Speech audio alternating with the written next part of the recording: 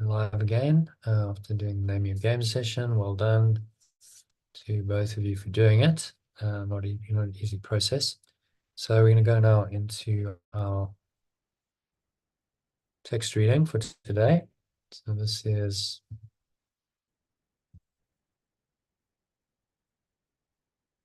section 5 of chapter 3 of the text of A Course in Miracles, which is entitled Beyond Perception.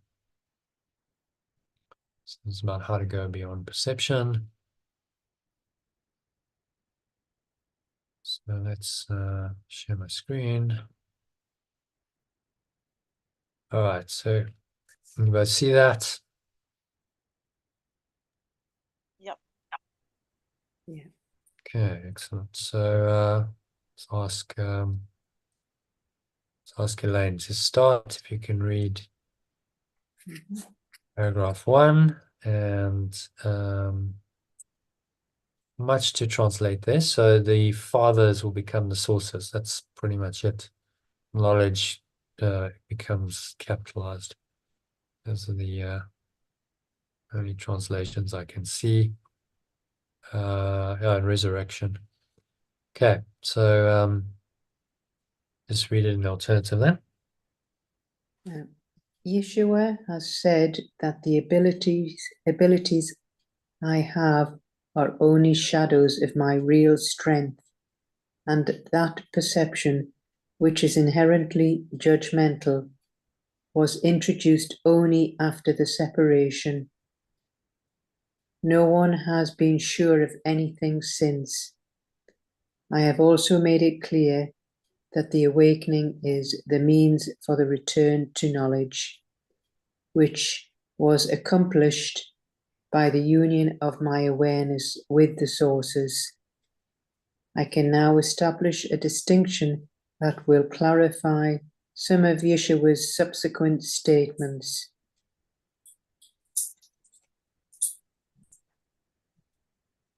Yeah. Okay. So we can now establish. Yeah. So what's it saying? Summary. So Yeshua is saying that the abilities that we have are only shadows of our real strength. You see, the same perception is judgmental and is introduced only after the separation. So awakening is the means to return to knowledge. So this is when we become union with our awareness, with our source. Mm. I don't know what that last sentence means.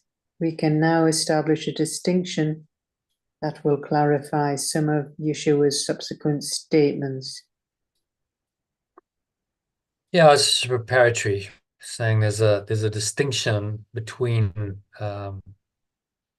knowledge and perception, and clarify some of Yeshua's subsequent statements that are going to come. So it's kind of a introductory to the rest of the section. So okay, this is about clarifying or making a distinction will clarify some of Yeshua's subsequent statements. Okay, so pretty preparatory, just telling us that knowledge is all about awakening to knowledge, which is the top level. Just to give you a little view of this. Where are we? Let's go into there to then go.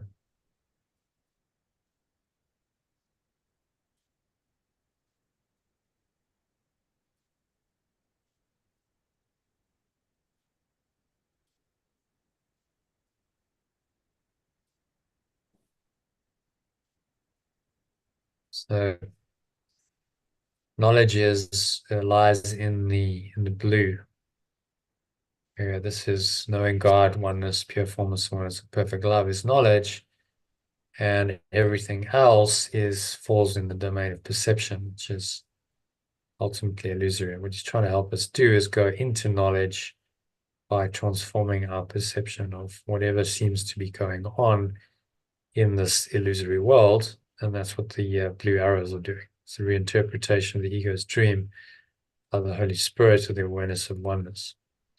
And then leads us back to knowledge, leads us to transcend perception and go back to knowledge, which is just this awareness. Okay, so happy to move on to number 2. Yeah. So, Karen, if you can read that. So read it in the alternative until we get to the last sentence when there's a bit of translation to do. Okay. So separation. Since the separation, the words extend and make have been confused. When I make something, I do so out of a specific sense of lack or need. Anything made for a specific purpose cannot be truly generalized. When I make something to fill a perceived lack, I am tacitly implying that I believe in separation. The belief in separation has invented many ingenious thought systems for this purpose. None of them is truly creative. Even in its most ingenious form, inventiveness is wasted effort. The highly specific nature of invention is not worthy of the abstract being of perfect love's extensions. And just read Number read 8 the there.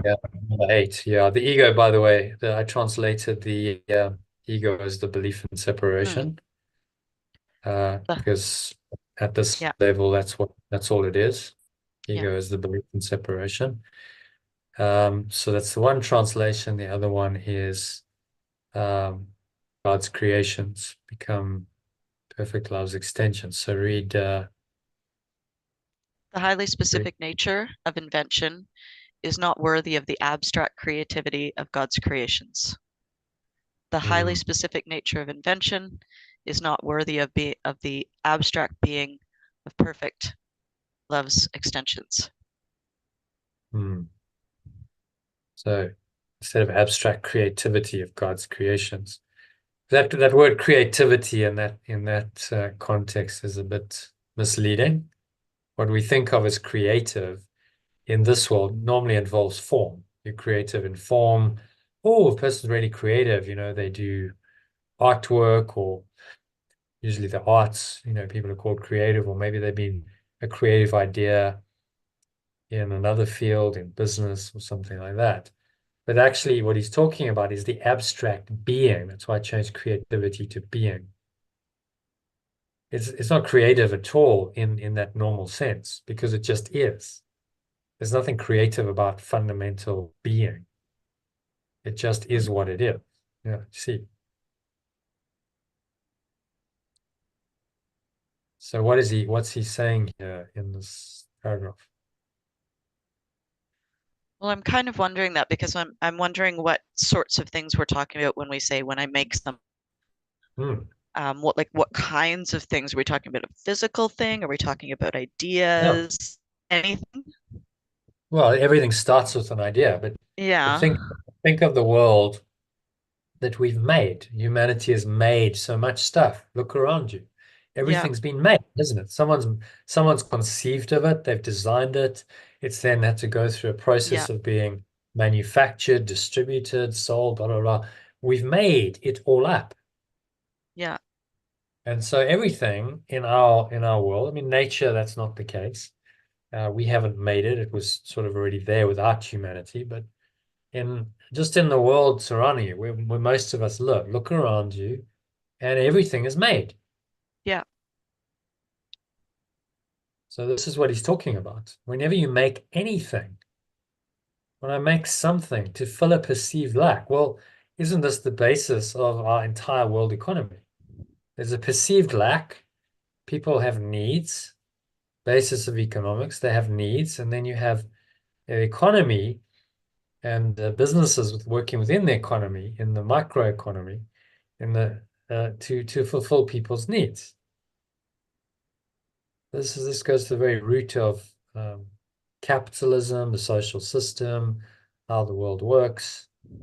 And in the ego's concept of the world, that if you can meet many people's needs and you can do so ingeniously, well, then that's kudos to you. Really, really well done. And often you can earn money by doing it, quite a lot of money. If you meet a need in a business and the business grows, people pay you a lot of money for this apparent need that they have, then, you make money. And this is how our world works largely, isn't it? So it's going to it's a very fundamental critique of the ego's thought system. He's saying none of these thought systems, right? So look at business and even the arts. And we say, oh, it's nice to paint pictures. Oh, maybe it's not within the ego's construct, but in spirit, you're like, well, why are you painting pictures of illusions? Does it really matter? Might be, the most amazingly beautiful picture, but it's still an illusion. It's within a construct that is false. So the abstract being transcends all that. That goes into formless awareness. So there's nothing specific to do. There's no specific creativity that's required in abstract being. You just need to be what you really are and rest in that being. And so he's saying here, he's telling us exactly this. None of them is truly creative. The thought systems of the ego, which I've just highlighted, which govern this world largely, even in their most ingenious form, are wasted effort. Inventiveness is wasted effort. Right. Well, so, off with this single statement goes all of the time and energy we spend on, business and marketing and making stuff work and inventing things. And then all of that's just wasted effort is what he's saying. And so this highly specific nature of inventiveness and invention is not worthy of the abstract being of perfect love's extensions. Because in our perfect being, we're already perfect. We don't need to invent things to apparently meet needs we don't even have. In abstract being, we already whole, complete, and perfect. So there are no needs. So that's why he's saying inventiveness is wasted effort, because there are no needs in your true being. The needs are illusory. The needs come out of a belief in separation, which engenders scarcity. Right? What's at the heart of any belief in separation is the idea of scarcity, because you believe that you're now lacking what you once had, which is love. So the only way you're going to convince yourself that you really are a separate individual self is convince yourself that you don't have love. Pure formless awareness with perfect love has been denied. You don't have that. So the ego's foundation is built on scarcity and lack and sacrifice. And so then you now need to try and find a compensation for that. And the ego has got many ingenious thought systems to do that. Oh, well, we'll create all kinds of technologies to meet these imaginary needs. And can be very highly inventive in that. I mean, humanity is highly inventive. We've reinvented an entire world. We've recreated this planet we're on. But he's saying all of it's wasted effort. Because all it does is it confirms to your mind that this construct of need and lack and scarcity, and now you need to try and address these needs, it confirms to you that it's real and that this is reality, and you need to keep, fulfilling these needs. So you keep craving, you keep desiring, trying to fulfill these needs, and somehow we never do. We've got all these highly inventive thought systems to try and meet our needs, and yet people aren't fulfilled. They don't really feel like all their needs are met. They live in a state of lack and scarcity. Why is that? Because they've denied the fundamental truth of who they are, and now they have to believe in the illusion of needs, and they have to try and meet those needs through the ego's way, which is inventiveness. and saying, don't, that's just wasted effort, because you're just getting caught up in this dream. You're going down the ladder and you're not waking up to the truth of who you really are, which is absolutely perfect. And there is no need if you're absolutely perfect.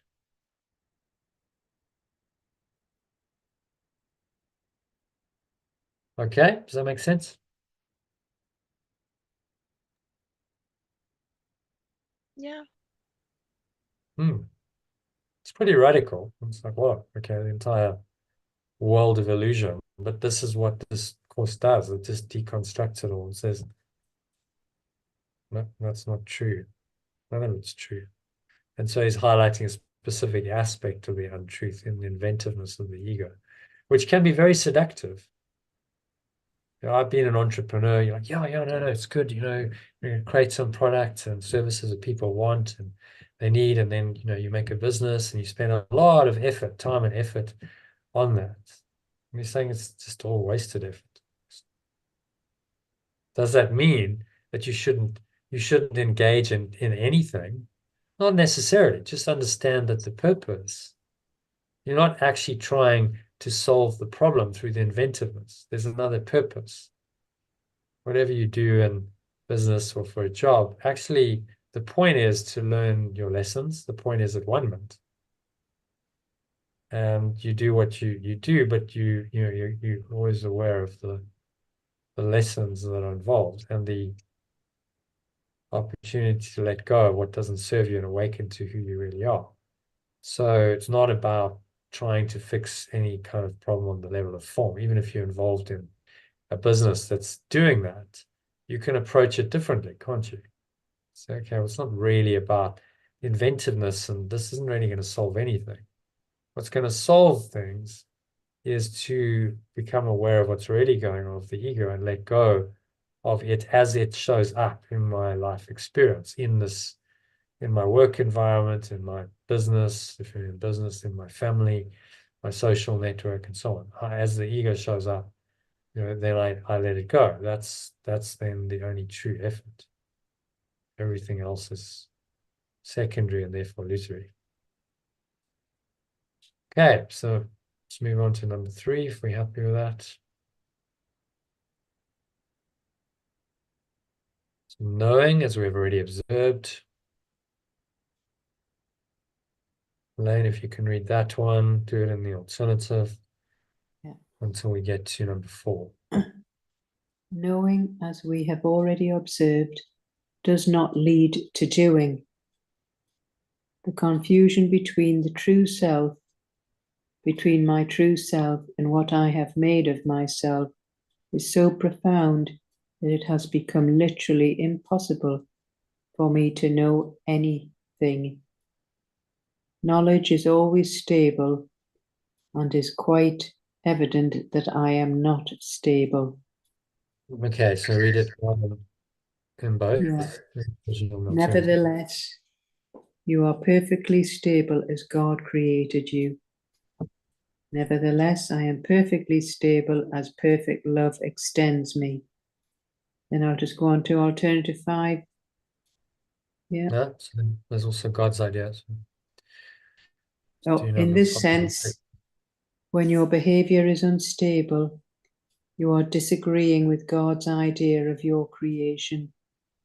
In this sense, when my behavior is unstable, I am disagreeing with the perfect love's idea of my being. You can do this if you choose, but you would hardly want to do it if you were in your right mind. I can do this if I choose, but I would hardly want to do it if I were in my right mind. And then from the top. Knowing, as we have already observed, does not lead to doing. The confusion between my true self and what I have made of myself is so profound that it has become literally impossible for me to know anything. Knowledge is always stable and is quite evident that I am not stable. Nevertheless, I am perfectly stable as perfect love extends me. In this sense, when my behavior is unstable, I am disagreeing with perfect love's idea of my being. I can do this if I choose, but I would hardly want to do it if I were in my right mind. Okay, summary of that. Well, it's about the knowing, and that doesn't lead to doing, it just observes. So we have confusion between this true self and what we've made of ourselves. So it becomes impossible to know anything. So knowledge Yeah, I mean, is think about it, like if you don't even know who you are, how can you know anything? You don't know who you are. Who is perceiving? Who's judging, perceiving, thinking, speaking, and acting if you don't know who you are? It's a bizarre proposition, really, but that's the bizarreness of the ego. How can you not know who you are? Surely that's absolutely fundamental. And yet in the ego, we don't know who we are. So it's a false self. We're masquerading as something we're not. So we can know nothing. This is why knowledge only comes when you know who you really are. In the ego, you can know nothing because it's all false. If the self that you believe you are is false, then every thought, every emotion, every decision, every action that comes from that false self must also be false, correct? Yeah. So they're saying, well, this is highly unstable, this false self. And this confusion is so profound that it has become literally impossible for me to know anything. That's why we're confused. Because we don't even know who we are. And no one in the world, in worldly teaching, you don't get taught who you are. You go to school and you spend 12 years, and then if you go into higher education, longer, studying all kinds of stuff. Various bodies of knowledge. Karen, you teach some at chemistry, and it's part of a construct, but no one ever teaches you who you are. Isn't that bizarre? Like, who are you really? Who is perceiving? Who is the perceiver? Who is the learner here? That's never addressed in the school syllabus. Even at higher education, you do philosophy or something, they address it indirectly.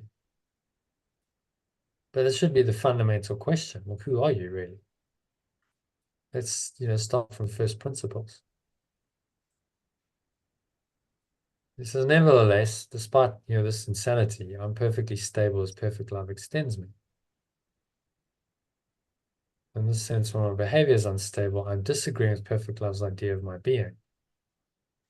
So my ego vacillations and the instability of my behavior is just a disagreement with my true being. But, so I could do this if I choose. But if I'm in my right mind, why would I do that? Because that lack of integrity is going to disturb my peace. I'm never going to find peace if I keep violating my true self and keep in this erratic behavior where my thoughts and my words, my actions are not really in alignment. How can I find any kind of happiness or peace in that? It's just going to disturb my peace continuously. So I would hardly want to do this if I'm in my right mind. My right mind, I want to be fully integrated and whole and let my true self dictate my thoughts, words, and actions so I live in alignment with it rather than confused by this other insane voice of a false self. Okay?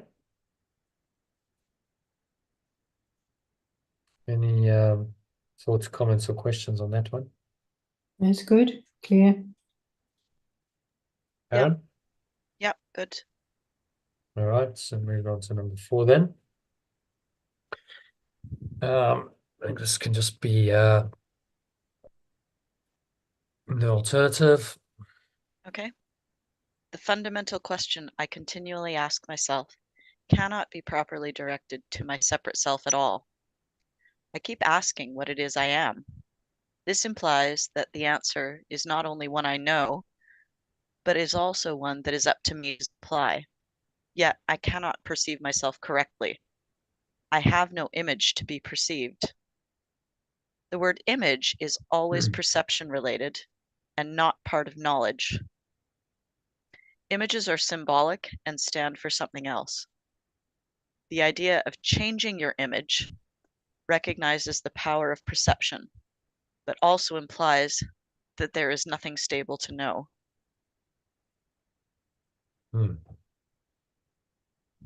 Okay, so what's he saying there?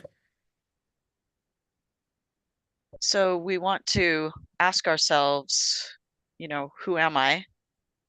And that assumes, or what am I? But that assumes that we actually know, which we don't, because we can't really perceive ourselves correctly.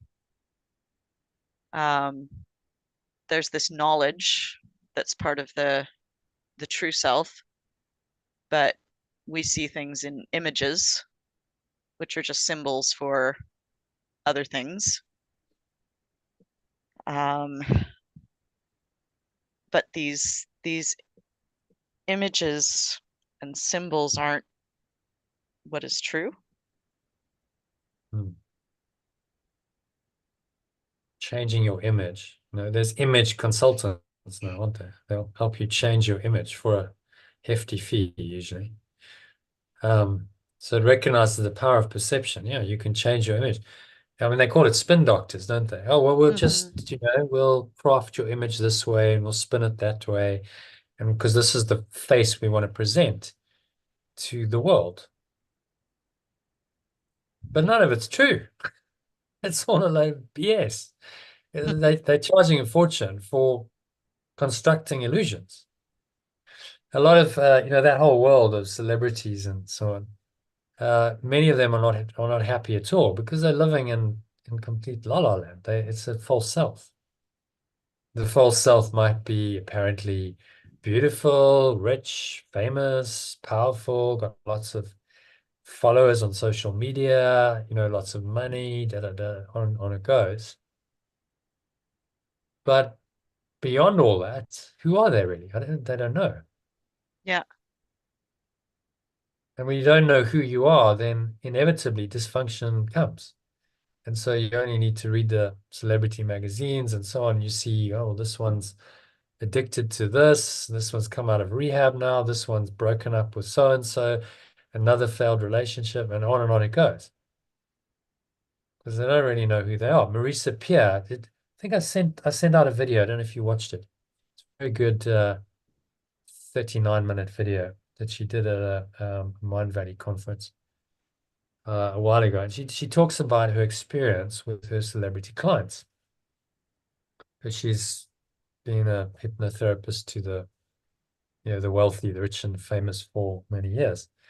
People like Princess Diana, Amy Winehouse, and then she doesn't mention current names. They're dead because she can mention them, but yeah, confidentiality prevents her talking about the others. And you talk around the ones who are not around anymore. And it's the same story though. She's like, well, what they are people who are damaged. Often they had broken childhoods. They didn't have the love that they yearned for. And so they seek it in some kind of fame, celebrity. If I become the celebrity, then people will love me. And then they do that. They can work very hard and they're very, can be very focused, getting to the top. And then they get there and they go, okay, so I followed the ego's guidance and I'm really still not happy at all. In fact, maybe I'm even more lonely and feel more not comfortable. And then there's nowhere for them to go because they went, well, I did what the ego said and I've done this and it hasn't worked. So now what? And then, now what becomes whatever dysfunction, often addictions and failed relationships and, sex, drugs, rock and roll and whatever to try and numb the pain because they're just not happy and they don't know a way out until they go to someone like Marisa and she just says, but you just have to accept that you are enough as you are. So she works with the self-concept. And she says you have to accept that fundamentally you are enough as you are. So she'll give them an affirmation to say as many times a day as they can, I am enough. It's a statement of completion, of enoughness in your being without needing to be enough because you made money, because you made a great movie, because you got 100,000 likes on your latest post in social media. It has nothing to do with that. It's a fundamental statement of I am enough just because I am. And it works like a charm. So, well, I don't know why more psychotherapists and so on don't do this, and just work with the fundamental, the self-concept. Probably because they've been trained in various other ways that actually deny that. And if you go to the core self-concept, it strips away everything else. And they would then have to go to their own core self-concept. So who am I then? Can't teach this unless I know who I am. But she's like, well, other therapists and so on will phone me up and say, well, how do you get these amazing results? You say, well, it's not rocket science. Just do what I'm doing. Tell them, to do an affirmation that they're enough. And if they do it and they follow it, it works. Because they're dealing then with the problem at the causative level. It's their self-concept that's the problem. And their image, it doesn't matter how many image consultants they get and how they try and manipulate and change that. That's not who they are. So it can never bring them the deeper happiness and satisfaction that they yearn for. So they're a good example. Look at these extreme examples of people like celebrities who have, on the level of form, they've made it. The egos, they're successful in the ego's framework, and yet are they happy? Have they found inner peace? Are they deeply peaceful and happy? And most are not. Some may be, but then that would generally be because they've turned to spirituality and they've found solace in it. They've found comfort in a deeper truth. So Tina Turner, just before she died, quite a profound quote. She said, all the lights and the fame and the stardom and the tours and all of that. She said, actually, those were not my glory days. My glory days have been in the last few years where I've sat quietly and I've come to know myself.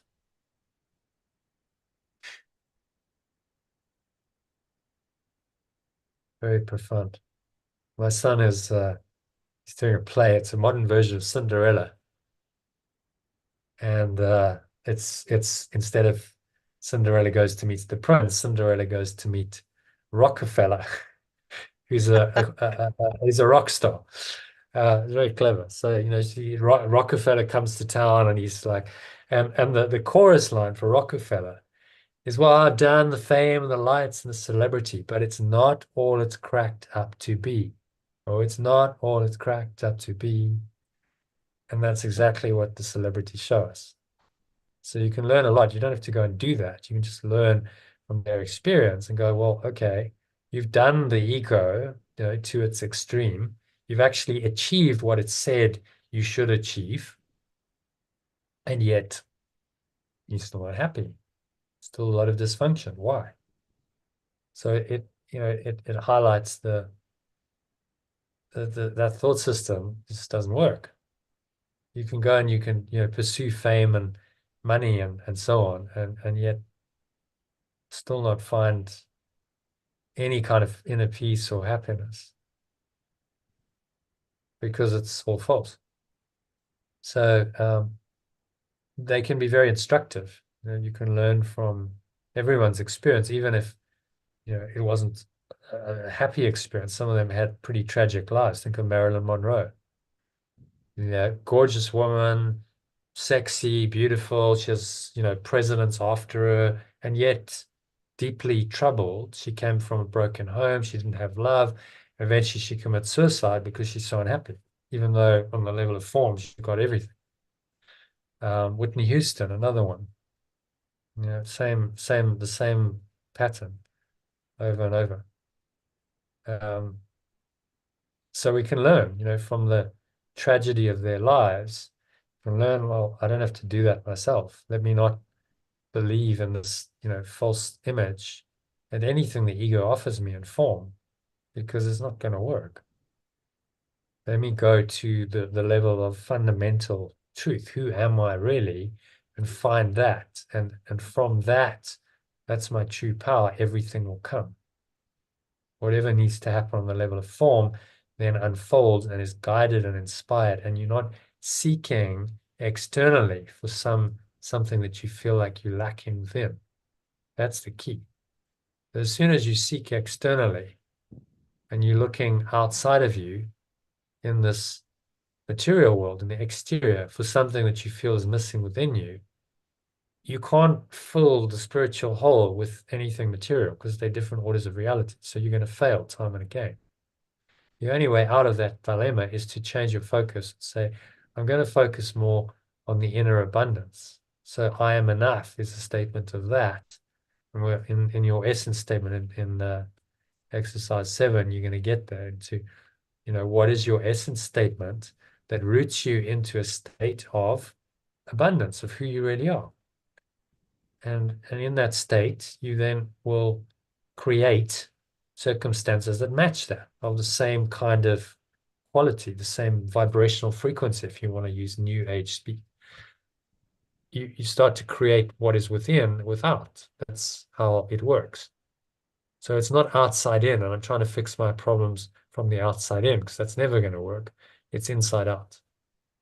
I change my mind about who I am, and then that changes my experience in this world, in the body, and whatever else happens in body and form, behavior, where I live, what I own, the income I have, and so on, all of that, relationships, it all comes from who we think we are.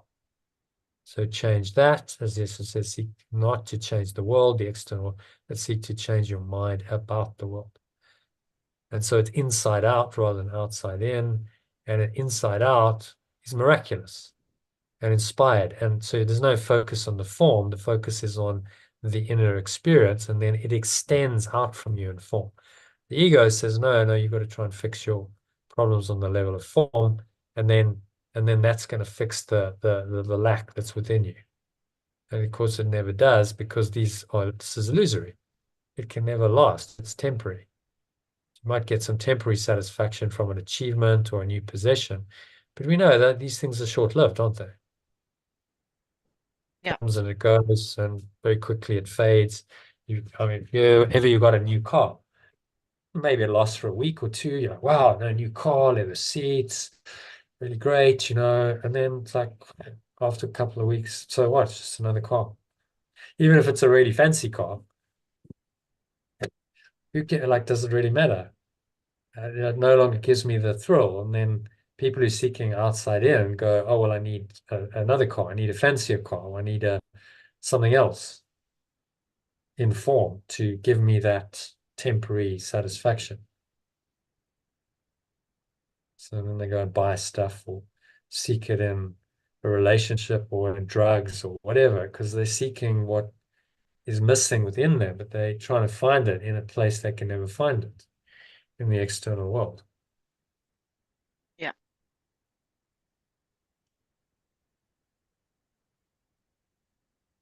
And that's really all he's saying.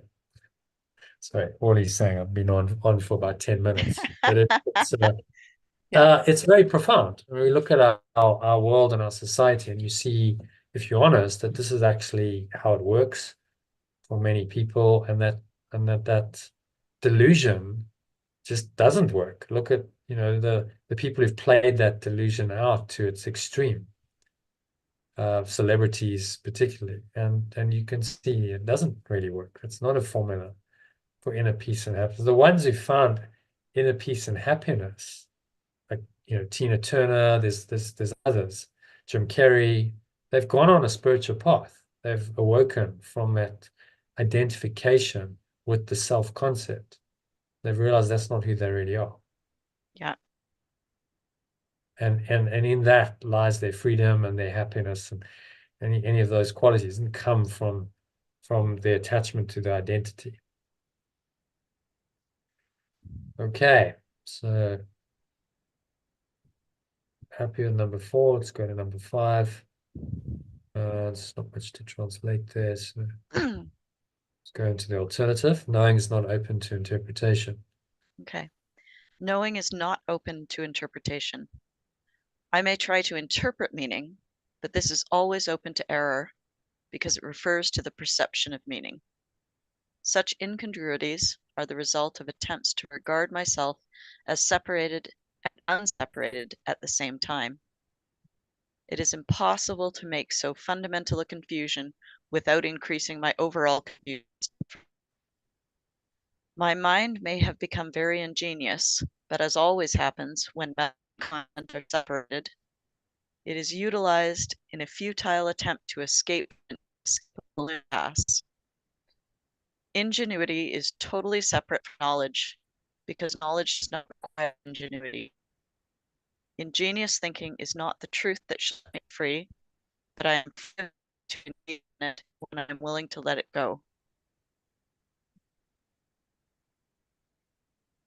Okay. What's he saying in that one? So this true knowing can't be interpreted. It's not open to interpretation.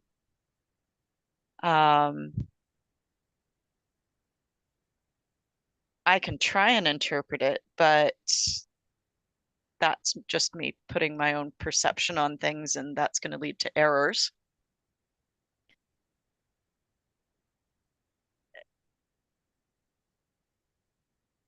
My mind may come up with all kinds of, clever little ideas about this and that, but because Exactly. it's It's very my, clear, isn't it? It's a yeah, because, futile attempt to yeah, escape from inescapable impasse. yeah, Not going to work. You can't yeah, escape from the impasse. In the end, you have to look at it and say, okay, I cannot be a separate self and one self. I cannot be separate and one at the same time. It's an inescapable problem. You can't fudge it. yeah, You are one or the other. You cannot be both. This is what the course is saying. And if you look at it purely logically, it's like, yeah, well, how can you be both separate and how can you be perfectly one and at the same time separated? A separate individual entity, and no, but I'm actually pure formless awareness of perfect love and perfectly one with all awareness. How can I be both? yeah. Because they contradict each other. It If is I'm incredibly separate, confusing. yeah, but it's not. It's very confusing if you try and reconcile them. And I that's find what. it I find it very Hmm? confusing because I still have all these like physical necessities and Hmm. got to breathe, got to eat, got to rest, got to, Hmm. enjoy music, Hmm. blah blah blah. Like it's Hmm. very it's very confusing. But if you can understand, just to some extent, that everything that you experience in this world is a product of a thought system. So all of those things in the physical body and the apparent needs you have in this world, yeah, you apparently need to breathe and to eat and any other needs that you think you have is part of a construct created by a thought system which is based on a belief in separation. And that Uh-huh. belief is not true. So you got to take it way higher. That's why I show you this diagram. And it's going to take, some time to really get your head around this, but we'll go look at it again. Yeah. This diagram shows it from the big picture perspective. So, okay, so you down here and your individual self, and you think you have all these needs, and you feel at times limited and lacking and quite lonely, and there's suffering, and inevitably you're going to die. That's a guarantee. And so it's all pretty helpless. Innovated means weakened, little life. That's hell. From that perspective, the needs and the wants and the desires and the expectations and all of that makes sense, doesn't it? From that perspective.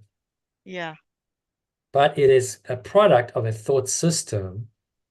You come all the way down the ladder. The idea, this is that we started with one tiny mad idea. That's all it was. It entered this mind of this awareness, of pure formless awareness. This tiny mad idea, and then we didn't just dismiss it. The tiny mad idea was believed. That was the problem. We believed it. And because we believed it, we gave it power, we energized it, we made this separate consciousness very real. We then fragmented it into billions, trillions of individual parts. And we call those parts human beings or animals or plants, but apparently now, this oneness has been shattered into trillions of different parts, each of which has an individual identity. So they are separate, they have a separate identity named. And now I feel terribly guilty for doing this.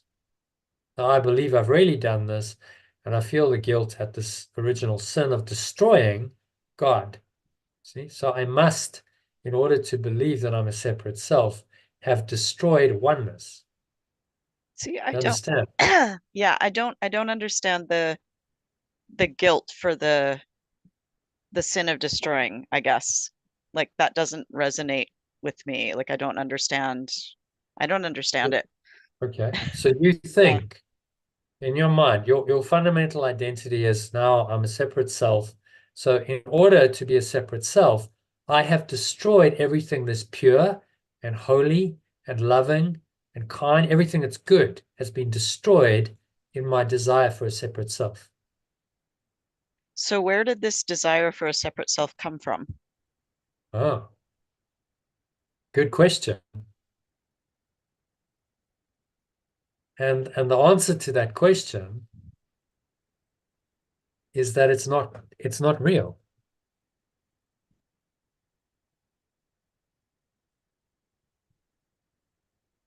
The answer is, the only answer Uh-huh. to that question is that desire itself is not real. So it came from nowhere and it's nothing. So I'm if just it going to show came you from this. nowhere, then it's nothing, then how is it so pervasive?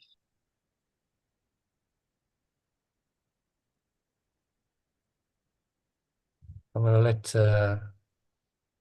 Yeshua answer that question. Yeah. So here's the and it's great because everyone gets to this point. At some point goes, okay, well, I don't get it. Like if that's the case, then how did it happen?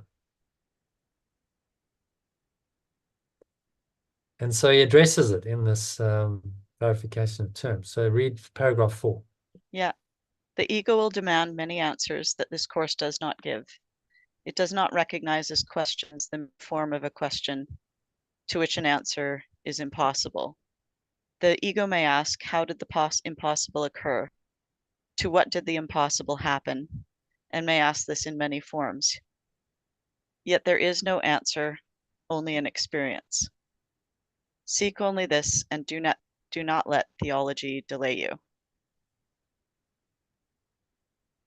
So what's he saying there? The answer will never come in the intellect. You can't work this out intellectually because it doesn't make sense. It doesn't make sense because the ego doesn't make sense. See? So you Yeah. go, well, how did it, if you start saying, well, then how did the separation happen? Uh-huh. What have you essentially done? You've assumed that it did happen Uh-huh. in the question. It's an assumptive question. Do you see that? Uh-huh. See, So in the question, you've already assumed that it's happened. And of course, the ego is fine with that. Well, you've assumed it's happened, so it's still happened in your mind, and then it's real if it's happened.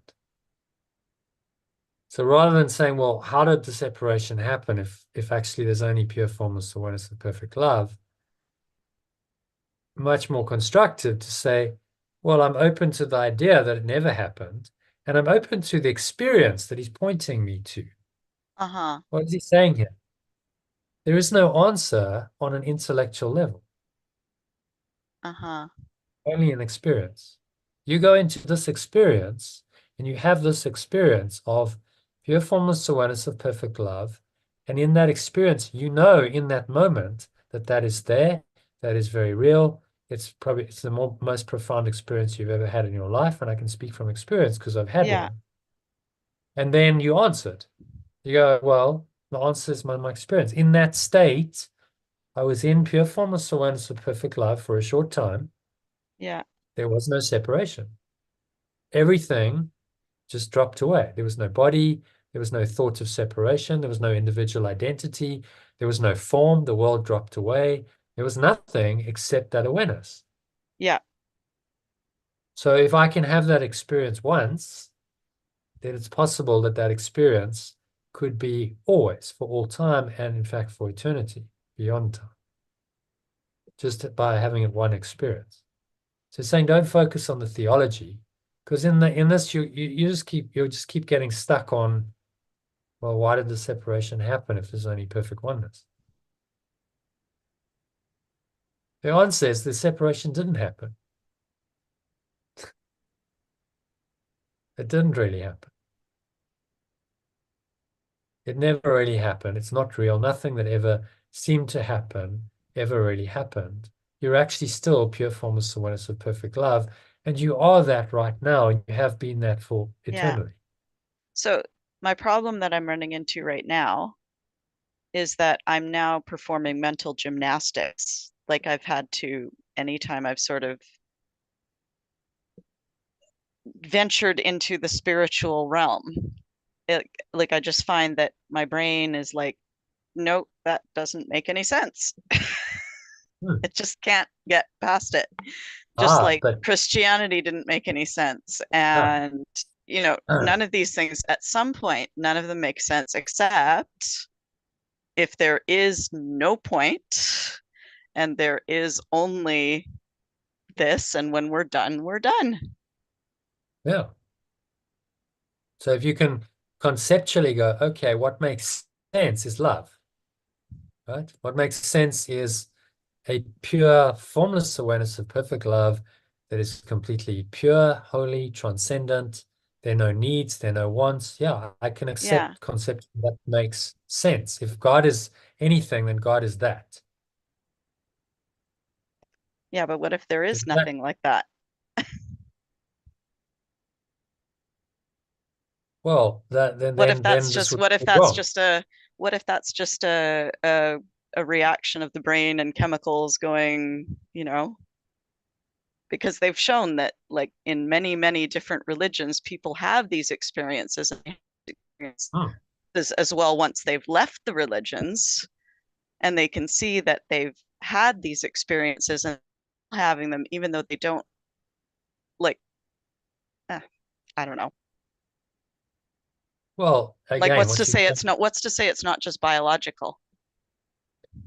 because then what created the brain? This There is doesn't the need to brain. be there doesn't need to be anything that created the brain. So how did it come into existence then? It How doesn't, did the body and the world come into existence if there was no creative force? but Or there just doesn't need to random? be. Yeah, Okay, so there's no conscious intent behind any of it. yeah, Brain just comes from nothing. But yeah, then how do you explain where it came from? Okay, so suddenly this big bang. I mean, this is the problem with the scientific materials paradigm. All right. So as Rupert Sheldrake says, give us one free miracle. There's this explosion of energy we call the Big Bang. We have no idea why that happened, how it what, no idea why it happened. It just happened, apparently. yeah, And now we'll take it from here. We'll just go, okay, well, we assume it happened. One free miracle. All matter and energy comes into existence in one massive explosion 14 billion years ago. We have no idea why that happened. And then science explains it from there. But hang on, why did that happen? You got to ask that question. well, you can ask that question, Really? but there is not necessarily an answer that we are capable of. Ah, but there is. this explains it. We finally got some kind of answer. It's on a metaphysical level. Obviously, the answer is going to be metaphysical because that in that moment of separation, there was no form. Form only See, came afterwards. here's my problem right now is that I want to believe this. I would love to believe this, but like I feel like I'm just making it up in my head.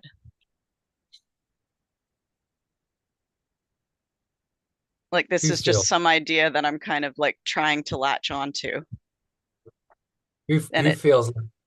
Who I feels feel that? that way. Who's the I? That's the question. Who's the Yeah, I? You see, who's the I that feels that way? but that's just circular reasoning. No, it's not. Because who Yeah, you got to ask? Who is the I who feels, who thinks, who perceives? it would be Who the is that? collection of neurons that's in my head. No. Hmm. Maybe you're not. Maybe you're more than a collection of neurons. Maybe Maybe the I brain, am. maybe the brain is just a vehicle for the mind to express itself in physical form. Maybe, Maybe, or maybe not. well, but there's a whole lot of evidence to suggest that you are much more than a brain. Like A what? huge amount of evidence. Near-death experiences. How do Eh, people how do people transcend? They die, the brain uh-huh. dies, they can measure brain activity 15 seconds after they die. It's gone, nothing. The brain is dead. The Yeah, person goes away for however long. They have this experience. They come back and go, well, I met my relatives who've passed away. I've done this, had this amazing experience, and I actually was very peaceful and I feel transformed. And they share that. But apparently their consciousness should have been dead. You know, if the brain is the source of consciousness, as the scientific materialist paradigm would have us believe, then that should not be possible. Near-death experiences, out-of-body experiences, astral travel, not possible because you're a brain and your consciousness is rooted in your brain. Well, there's so but the brain many. could, but the brain can create almost anything. So how is it then possible that your brain has died? Okay, so there's no activity in the brain, and yet the person is having this experience, and they come back and they tell you in quite vivid detail about their experience. What, they all lying No, but about those experiences? why They could made they it not up. have had the experience before their brain died or after it came back? Because time in the brain is not like it's not the same, right? You know, like when you're dreaming, things don't take the same amount of time. They're thing that, right? Like I have trouble Hmm. believing that like I want to because Hmm. it sounds lovely, So but what's stopping it you? because What's it stopping you? just feels like I'm convincing myself. I'm trying to convince myself. You're fundamentally changing your mind. So let's look at the integral model. This, by the way, is Ken Wilber's one. You can check it out, integral model, which is a very nice. It's a very good description of this reality. Yeah. Ken Wilber's genius philosopher. He's looked at all the different spiritual teachings, philosophical teachings. And in the early 90s, he went away for a couple of years. And he said, okay, I want to find a model of models that kind of frames this all into one model that is accurate, that speaks to all of it. Hmm. And he came up with this. This is the essence of it. There's more to it, but this is the core part of it. That you have this individual and collective dimension and an interior and exterior dimension of so-called reality. And where they Hmm. intersect, you get these quadrants. Yeah. So the So, scientific material paradigm says, the paradigm that says you're a brain and you're a body, says, yeah. no, really, the exterior world is just the exterior world. We have no idea why it really happened. We have this Big Bang theory. We have no idea why the Big Bang happened. And your consciousness is now a product of your brain. Because what else could it be if the physical is reality, if that's all there is? Um, that, however, denies the interior dimension of thoughts, emotions, your memories, states of mind, perceptions, and immediate sensations, that comes from somewhere. They say it comes from brain function. You're a product of your neurons. But that doesn't explain where the brain comes from, or the body, or how any of it came about. There's like this big void of understanding. They have no idea. Okay, well, you don't really have a complete theory then. You can explain how things happened after the Big Bang, and science has done that reasonably well, but you can't explain why it happened. And that is a major problem, because there's a big hole in your theory then. Why did Okay. it happen? Well, I and think where does consciousness fit into this? If we're just brains, then where does consciousness come into this? Well, consciousness is a product of the brain. Well, then what created the Big Bang? Was there no consciousness then before? Well, like where did it all come from? They can't explain it. The theory is a flawed theory because it doesn't address this. I It's the only think way you can, I think I'm just going to go back to following what they said in the lessons. You don't have to believe, you just have to do it. yeah, Is practice. that, yeah, Because because some this is getting me nowhere right now. I'll be honest. Well, Like, yeah, it's not gonna, obviously today it's not gonna click for me. So no, yeah, so I'll just but go. at It's some okay. I'll just go back to doing the stuff. the lesson, Yeah, yeah, yeah, at some point, because I'm enjoying the lessons. yeah. So yeah. But the lessons are based on this metaphysical theory. They ultimately come down to, okay, well, are you a body, or are you a mind and awareness that transcends the body, that's beyond it? And all the evidence, spiritual evidence, and there's much of it, would indicate that you have an awareness that is beyond the body. You're not just limited to your body. The body is a vehicle for the expression of that awareness in physical form for a while, but there is an awareness that completely transcends the body, and many people have experienced that awareness, and they've given detailed accounts of that awareness. And so science can't just deny all of this. What science says, oh well, it's all subjective and very woo-woo. We can only really make what we can see, feel, touch, and measure as real. That's the standard. But that's a very limiting perspective, because it denies that this is real. Well, who's to say? Just because you can't measure it doesn't mean it's not real. You're going into a domain that's beyond measurement, that's beyond the construct of the ego that says, you can only what is real can be measured. Quantum mechanics, by the way, says that there is no reality in the absence of observation. That's kind of the fundamental Copenhagen interpretation of it. So they kind of pointing to this. They're saying, well, without an observer, there's no objective reality. That's what quantum mechanics is saying. That's a scientific theory that's been, again, validated and proven over 100 years in thousands of different experiments. So there is an I, the perceiver, is still fundamental to reality. That's what quantum mechanics is saying. And that's all the mystics have been saying for thousands of years. There's no objective reality. It's the I, the self that you really are, that gives this any reality that it has. Now the question is, which I is perceiving it?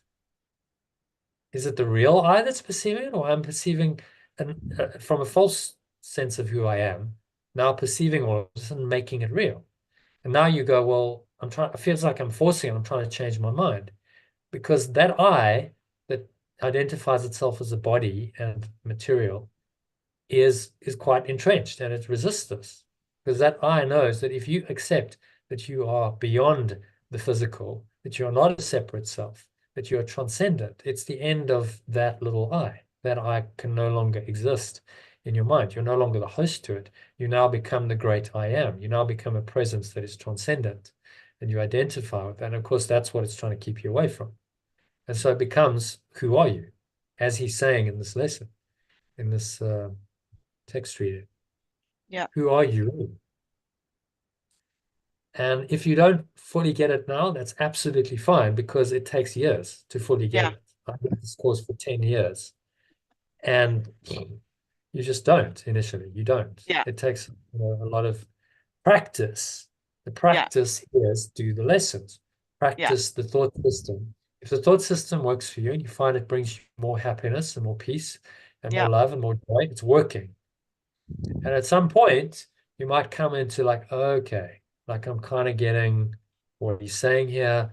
I'm getting the metaphysics more and more because I'm experiencing it more and more. I'm experiencing a state of mind that is transcendent. I've been into this state of pure formless awareness. I've been there. There was no ego. There's no separation. It was pure awareness, and it was wonderful. It was the most amazing experience of my life. And I can't go, oh well, that didn't happen. I know it happened. Yeah. So there's something there that then is is transcendent of the body and the world and anything that I thought was real in this world. And once you experience it, as he says, to go back to this, there is no answer in the intellect, only an experience. Seek only this and do not let theology delay you. Yeah. So what you'll find, Karen, is that the intellect, and I can see you've got a strong intellect, it can't cope with this. Eventually you have to go, I can't do it. Yeah. I will never awaken intellectually. I must go beyond the intellect into an experience, which is what he's which is why I testing think I just have to stop thinking about it so much and just focus on the lessons and the meditation and the breathing and there is a theory behind this that actually does make sense. You can actually validate this theoretically, although you can never prove a theory absolutely. The theory is that there is a mind that is transcendent. There's an awareness that came before any idea of separation, which is where the idea of separation then split off from. There must have been something there before just it could pop into existence from nothing. Maybe the nothing was everything. The nothing was actually truth and beauty and everything that is truly valuable. And then the idea of separation was a departure from that. Yeah. And so we have this timeless awareness that preceded time and space and still is there, that cannot be undone. That awareness is still there. And that's what this teaching is saying. And then, logically that starts to make more sense because, well, how could the Big Bang just happen out of nothing? There must have been some awareness there before the Big Bang. Okay, so what is that awareness then? And scientists don't like to go there because at time t equals 0, in the timeless state, their models break down. Science breaks down. There's no science anymore. All models fail. So you go into pure awareness. So then you're in the domain of the philosophers and the mystics, which makes them nervous because their egos are attached to their scientific knowledge. And we kind of have a handle on this. But actually, as they admit, at time t equals 0, they know nothing. There's no theory, there's no model, it all breaks down. Well, that's very interesting. At time t equals 0, in the timeless eternal state, all models break down, all the science, everything we know breaks down. It's kind of what he's saying. Yeah, that's knowledge. That's another domain of knowledge that has nothing to do with the knowledge of the ego and everything that's happened post-separation. It precedes that. And that's where we truly feel at home, because that's what we still are. Yeah. Anyway. And it's a work in progress. Yeah. Yeah. It's a work in progress. Just keep. So I have to just be okay. I'm just going to be in progress because that's where I need to be right now. Here's the thing. Just practice. Do the lessons. Read the text, because there's a willingness. You're saying, I really want to believe it, but there's a part of my mind that doesn't believe it. Okay? So there's a split mind. There's two parts of you. The one really wants to believe it and going, wow, wouldn't that be amazing? So your heart, you could call that your heart, yearns for that. And then your mind goes, no, don't be silly. That's nonsense. Because you have a pre-existing belief system that, okay, this is how it is and this is how reality works. And so the two now contradict each other. And the biggest journey, the longest journey in your life is from the head to the heart. You have to go from there, intellectual, and we've all been there, into, okay, but I'm actually willing to just feel and accept what I feel as real, rather than just what my mind tells me is real. And a bunch of pre-programmed models and stuff, which weren't even yours. You learned these. You've been through a conditioning process to learn all of this. You've been educated, you've done science, etc. But what is all that? You learned it from someone. That was someone's theory. Was that your own experiential knowing? No, you learned a theory. Someone said this is how it is. And you studied it and you went to college or university, and that then, okay, well, now I understand this, I get this. Yeah, but it was someone's theory. What if they were wrong? How do you know they were right? And even, look at some of the greatest scientists like Einstein. He started to have serious doubts about science at the end of his career. He became more of a philosopher. It's like, I can't believe God plays dice with the universe, he said, in response to quantum mechanics. Because he was seeking for something transcendent. He was looking for the grand unified theory, and he never found it, because you're never going to find unity within the construct of separation. But he was seeking the transcendent. He was seeking the unification, and he was still trying to do it within the scientific construct that he was brilliant at. And he failed. He couldn't do it. I think he was very frustrated. Maybe he came to an awareness that you couldn't do it ultimately, that you can't reconcile the thought systems, as Yeshua says here, an inescapable impasse. You will never reconcile them. You have to choose. Yeah. And therein lies our freedom. We can actually make the choice for truth over illusion if we want to. Yeah. That's the yearning in your heart. You can choose that. And all of the models and constructs and everything the ego's ever created can be undone by that choice. And the ego is terrified of that because it knows that. And so, no. Whatever you do, don't go there, because that's the end of you as it defines you, the separate self. And that's the drama. That's the human condition. That's the drama that plays itself out between the voice for truth and the voice that says, no, you're a separate self and don't forget it. And that's a fundamental conflict in our minds and in our lives that plays out everywhere in the world. Every conflict is that conflict. Yep. Okay, so just practice. Keep practicing. And if you're willing. Will do. Well, that's great, because some people go, no, I don't get it, so I'm off the course, I won't do it. No, if you keep practicing, the realizations, the understanding will come as you practice. You don't have to understand initially. That's the whole point. You don't understand because that's why you need the practice. So it's kind of circular reasoning. So, well, you should get it first before you practice. No, you practice so that ultimately you do get it. And when we start with this, we just don't have a clue. You're just like, what is, and it can be very difficult and frustrating and mind-blowing. And, it's taken me a long, long time to work this all out in my mind and okay, I'm actually comfortable. I can reconcile this. Yes, the truth is true. It's a journey of my whole life, but 18 years with the course. You work through a lot of internal difficulty and struggle to get to this point where I'm like, okay, I get it. The truth is true. There's nothing else. I'm totally with you, Yeshua. I get it. Okay, I get it. You've started this, what, 3 weeks ago? 3 weeks ago. So yeah. No, it's a lot. It's a lot to download, process, integrate, install. You basically, in IT terms, you are putting in a new operating system. Yeah. You're taking Windows out and you're putting in Linux, let's say.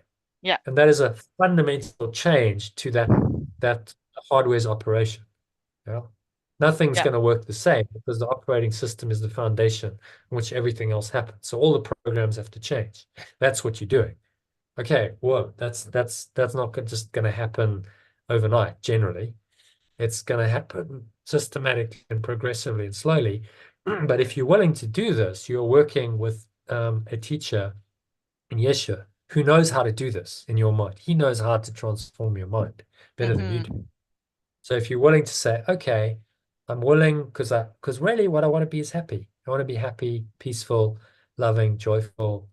I'm not very much that at the moment. I could certainly be a lot more of that. I want that. Okay, I'm willing to listen because that's what I want.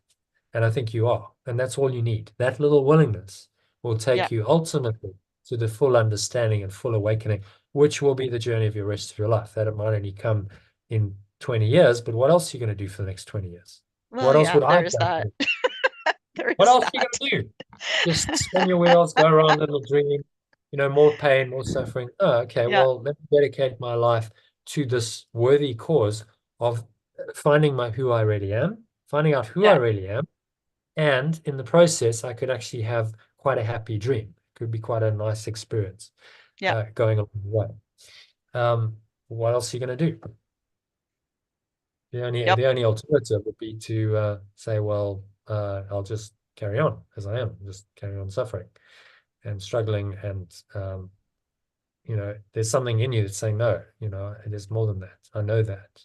And I'm willing at this point in my life to go for that, which is why you're here now, still talking to me. So, that little willingness is what will ultimately see you through. And that's all he's asking for. So, look, just give me a little willingness. I've given you this course. You don't have to design it. That's what I'm saying to Elaine. Don't try and control it. Yeah.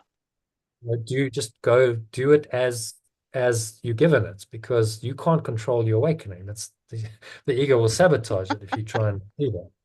Yeah. Very clearly. But she wasn't quite, so anyway, we got it done, and it's fine. I could see she wasn't. Yeah, that's okay. Apparently my ego is having like its own little conniption fit right now. So, Absolutely. And it's all part of the process Yeah. of awakening. It's like, yeah, of course the ego's not just going to go, oh, well, yes, of course, then I've been wrong all along. Silly me. I'm just going to let this all go and go into pure peace and love and joy and bliss and let go of this entire thought system. In fact, an entire world. I mean, my God, look at the investment we have in this. We have an individual self, we have bodies, we have personal lives, we have all of our problems, our desires, our goals, our dreams, our expectations. And there's this whole thing going on. And the ego's going, no, no, no. That's, I'm not going away lightly. This is real. Don't forget it. All of Yeah. this that I've constructed is real because I'm real. And don't you forget it, you little, insolent mind who's now going to defy me, and I'm going to try and pull you back into my thought system. And this thing, this entity, is a tyrant. It's not nice at all. It's going to try and Yeah. control your thoughts and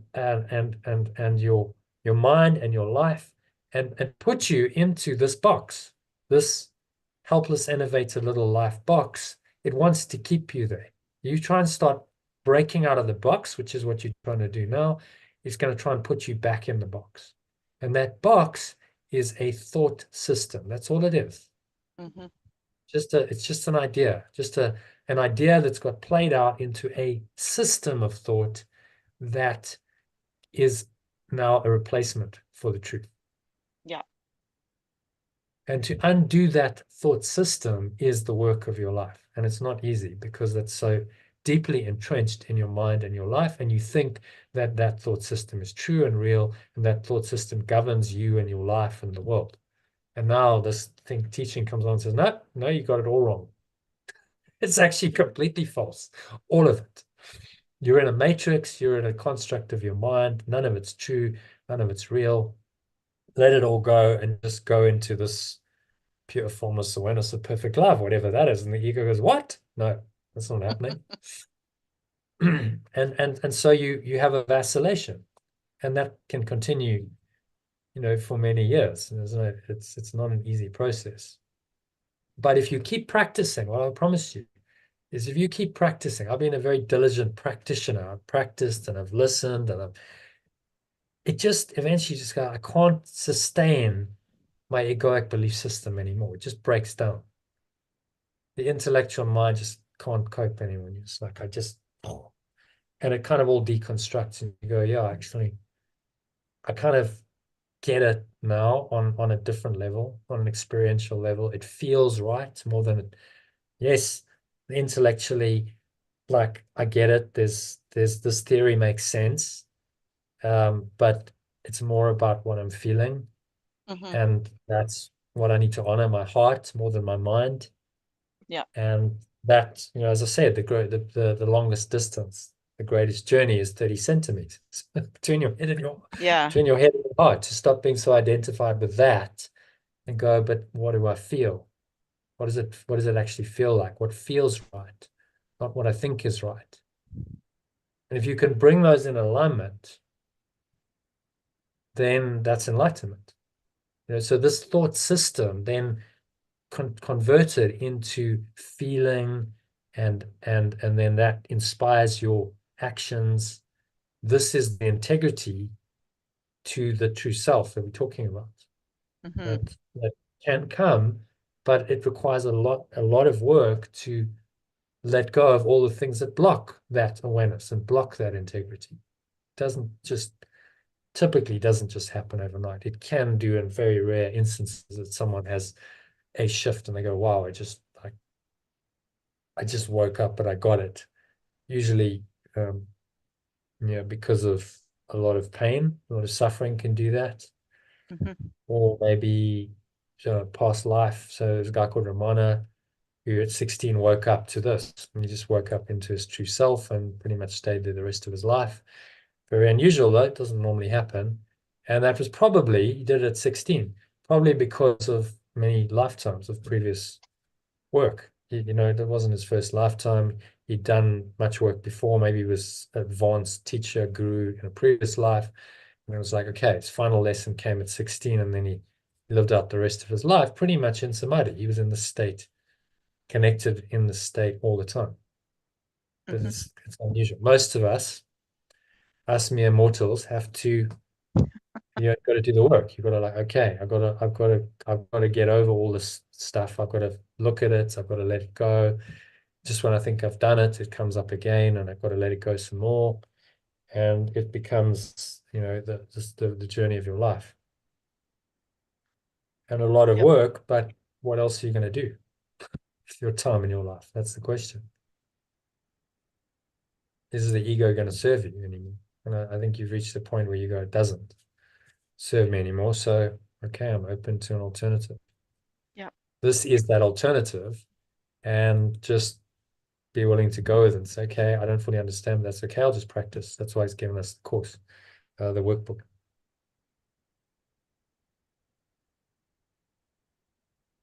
Okay. So all good. Okay. Happy to carry on?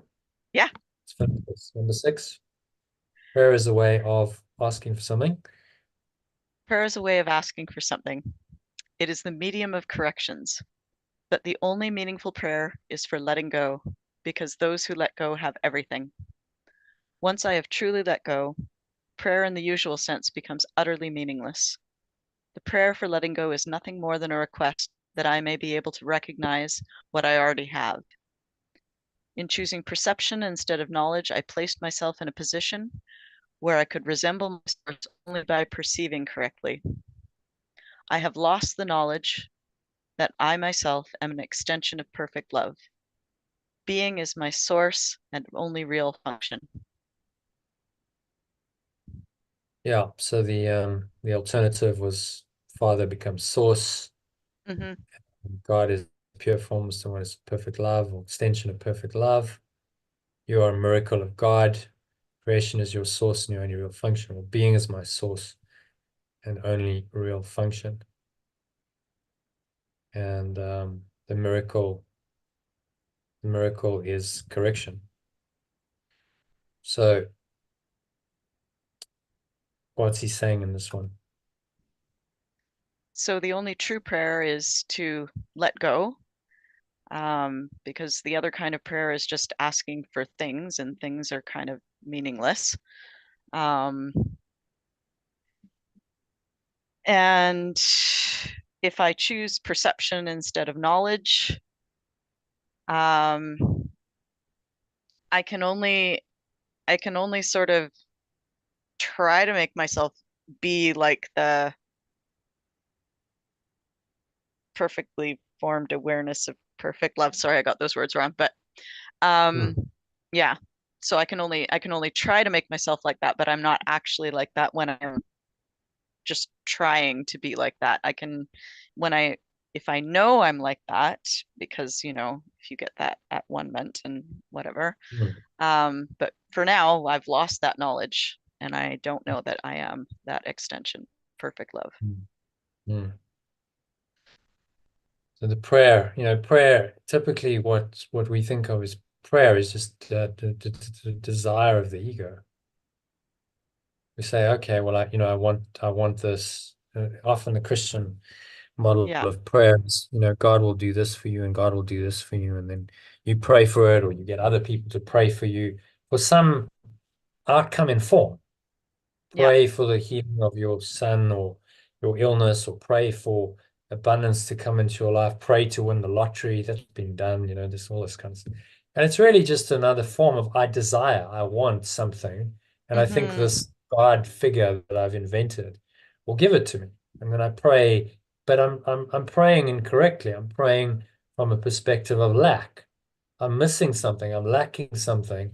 I'm going, well, bring me what I think will fix the lack, which is always in form. Of course, the only true lack is in our own mind. The lack is a lack of love in our own mind. So the thing that we think is going to fix it is not going to fix it. That's why it says the only true prayer is to let go. Let me let go of all of my illusions about the world and what I think is going to work, and go into this interior I state where I can find myself. I can experience love and peace and joy and happiness internally for no other reason. There's no reason externally for that. It's just because of who I am. So it becomes independent of the external world. As long as our happiness is dependent on the external world, we'll never find it, because the external world is not stable. It's the domain of perception, as he said. It's seriously not stable. And just when you think you've got everything taped, then something changes. Mhm. And then, you can't rely on it anymore. So that's clearly disastrous. That doesn't work. You can't rely on this for any kind of permanent anything. Certainly not happiness, peace, love, and joy. So it has to come from the internal. It has to come from the very fundamental part of your mind. That is the part of your mind that pre-exists time and space. And you connect with that, and you find this higher state in your awareness, and you extend it into the world. You go, okay, well, I can now come back. I'm still going to be in the world for a while, but I'm not letting the tail wag the dog anymore. I'm not outside in driven, I'm inside out. It's now coming from within me, from the depths of my being. I feel okay as I am.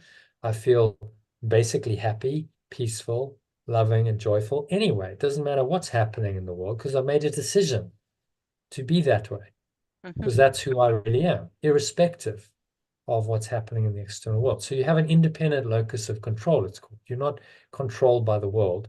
You establish this in your mind, and then you extend it into the world.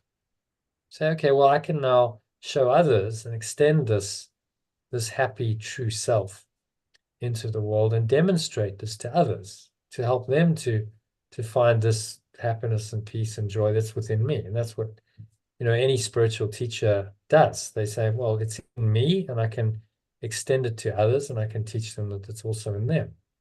And then we share the same self, because on this fundamental level, we are one. There's not more than one self. There's only one I. So I'm always just talking to myself, teaching myself, learning from myself always. And then that plays out in form as, okay, well, this person seems to have their own identity and their own body and their own personality, but that's not ultimately true on this level. So really what's happening right now is that there's one awareness speaking and interacting with itself and awakening to itself through this interaction. Does that make sense? Yeah. We are one and the same awareness, seemingly split, seemingly separated in bodies and different personalities, living in different parts of the world. And, I'm male and you female. There's all these differences, apparent separation, but actually it's the one awareness waking up to itself right now, which is pretty amazing if you think about it. Yeah, right now in this moment, the whole purpose of the universe, the at-one-ment, is happening right now, real time. That's why we came. That's why the whole thing is exist. Yeah. And, can you feel that? There's like, wow, that's actually the whole point of my journey. Right now, it's playing out real time for me, happening for me to awaken to who I really am, which is being mirrored to me by this other person sitting on the other side of the world saying, this is who you are. This is who I am. This is who you are. We are the same. We are not separate or different in any way. That separation and difference is simply an illusion that happens in this construct, but isn't ultimately true. There's another level that you can go to that's beyond it, that's transcendent, that is true.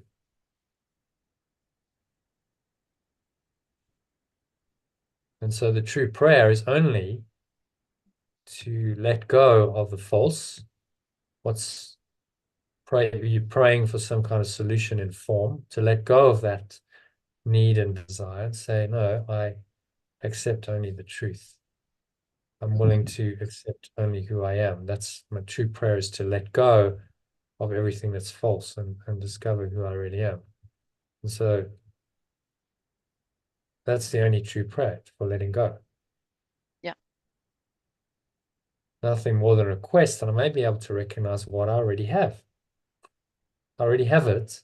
I just haven't recognized it. I just want to recognize what I already have. But I've lost the knowledge of who I am because I chose to identify with a false self and put myself in a position where I could resemble my source only by perceiving correctly.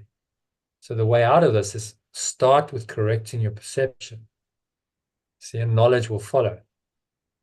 Which is exactly what you said. I just need to practice, correct your perceptions systematically and progressively as you go in your daily life, using the lessons, and knowledge will come in time. So we will go eventually into this state. I'll show you in the Holy Trinity. I'm not sure if you've probably seen this. I've shown you this.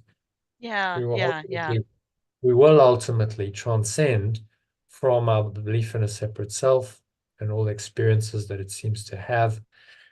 And through correcting our perceptions, we raise ourselves above this into the true self, which can still perceive, but that prepares us for this experience of pure forms of perfect love, which is one, perfect oneness. So that's behind the true self. The true self is an extension of, that's why we say extension. It's an extension of this pure formless awareness of perfect love that can still operate and function in the world. So it's an intermediary level. It's a bridge. It's a mezzanine between the levels that help us to go back. But ultimately, knowledge is this. When we know this awareness as ourselves experientially, then we have knowledge. Then we've transcended the illusion entirely. There's not even a need for a true self or for the Holy Spirit, which corrects perceptions anymore. There's just God, pure formless awareness of perfect love that is perfectly one, and there's nothing else. Yeah. And that's the ultimate state. But there's a process to get there. So he's saying, okay, well, you got to correct your perceptions to get there. So he meets us where we are, and he says, okay, well, just work with me. I know you're not going to understand knowledge fully now because you've separated yourself from it. And it seems like a vast chasm away in your awareness. So just follow me, and I'll show you how to correct your perceptions, identify more and more with your true self, and ultimately that's going to lead you back into this awareness in time. And he says, don't worry about when that happens. Just practice diligently, because God, this awareness, in other words, will take the final step. So it just kind of merges. Eventually, you're so identified with the true self, and you're having these experiences more and more that you just kind of merge back into it. And it just happens when you're ready. But in the meantime, focus on what you can do, which is to correct your perceptions of everyone and everything systematically and progressively by doing this course and applying the lessons. Yeah. And that's all you have to do, and it will come. in time. Okay, so that's the prayer, true prayer. We'll come back to that actually at a later point in the course if you stick in the program, stick with it because we go into what prayer really is, but he's just addressed it here. So number 7, statement. Just read that in both the original and the alternative sentence by Okay. sentence. The statement, God created man in his own image and likeness, needs reinterpretation.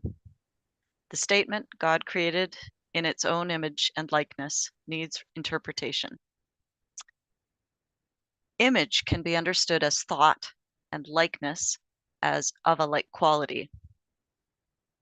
Awareness can be understood as thought and likeness as of a like quality. God did not create spirit on his own thought. Oh, God did create spirit in his own thought and of a quality like to his own. Pure formless awareness of perfect love did extend pure formless awareness in its own awareness and of a quality like to its own. There is nothing else. There is nothing else. Perception, on the other hand, is impossible without a belief in more and less. Perception, on the other hand, is impossible without a belief in more and less. At every level, it involves selectivity. At every level, it involves selectivity. Perception is a continual process of accepting and rejecting, organizing and reorganizing, shifting and changing. Perception is a continual process of accepting and rejecting, organizing and reorganizing, shifting and changing. Evaluation is an essential part of perception because judgments are necessary in order to select. Evaluation is an essential part of perception because judgments are necessary in order to select. And in its entirety, the statement God created in its own image and likeness needs reinterpretation. Awareness can be understood as thought and likeness as of a like quality. Pure formless awareness of perfect love did extend pure formless awareness in its own awareness and of a quality like to its own. There is nothing else. Perception, on the other hand, is impossible without a belief in more and less. At every level, it involves selectivity. Perception is a continual process of accepting and rejecting, organizing and reorganizing, shifting and changing. Evaluation is an essential part of perception because judgments are necessary in order to select.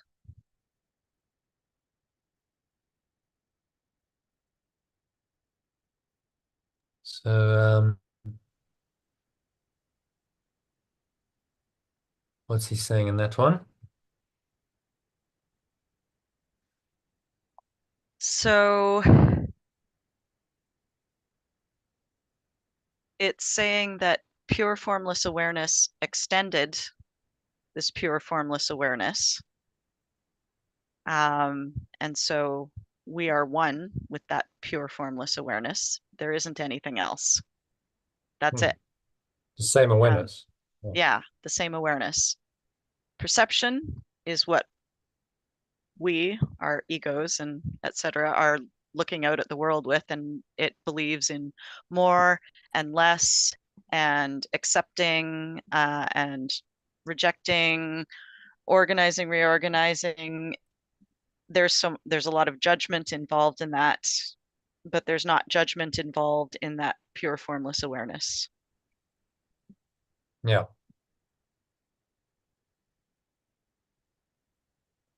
Evaluation is an essential part.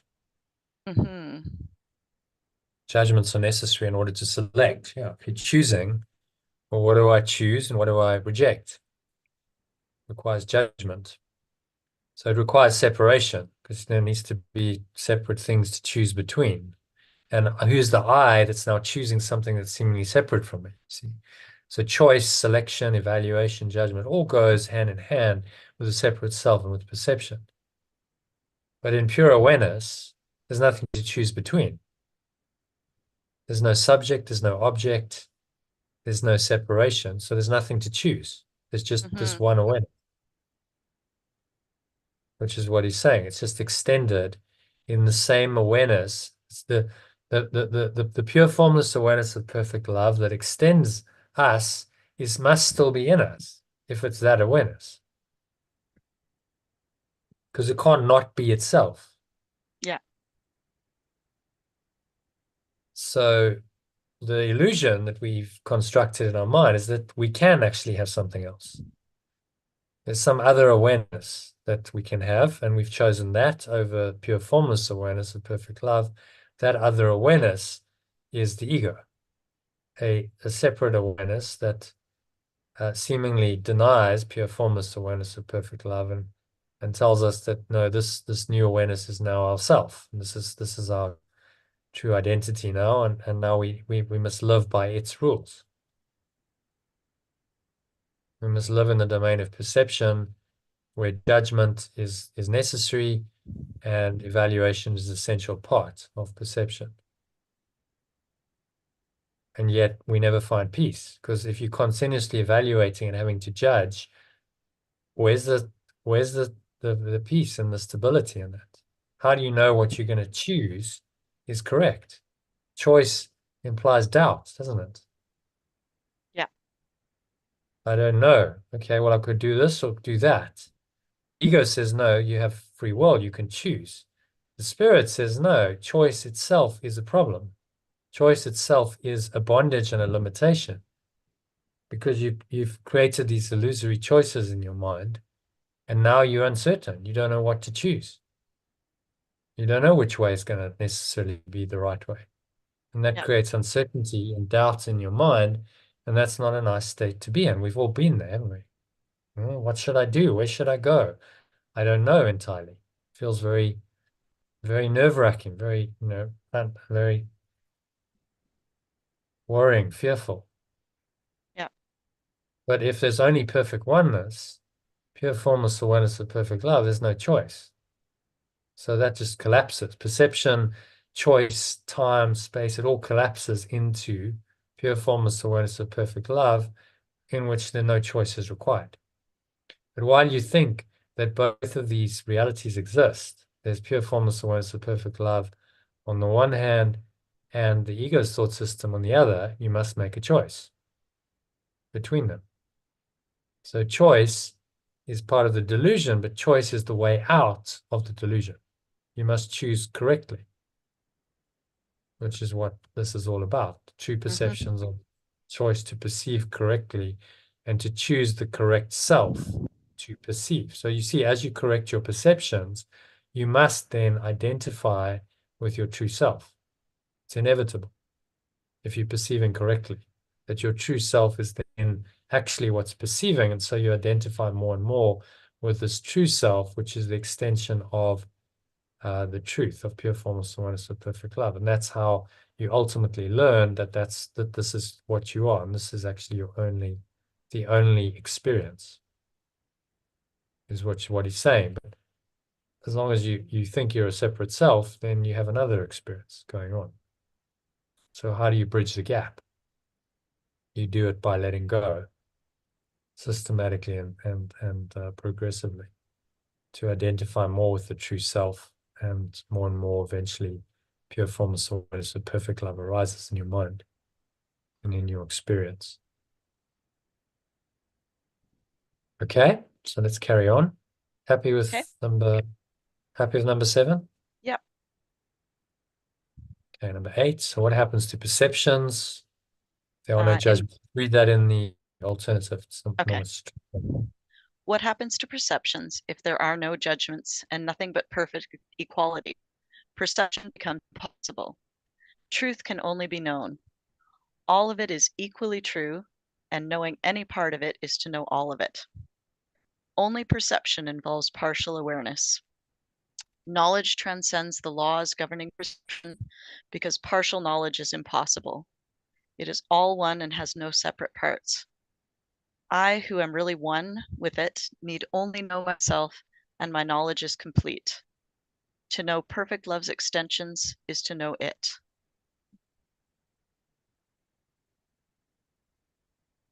Yeah, to know God's miracle is to know him. Yeah. To know perfect love's extensions, which is all we are that awareness extended. Well, then you must know the awareness. So it makes, when you translate it, it makes more sense, doesn't it? Like to know God's miracle is to know him.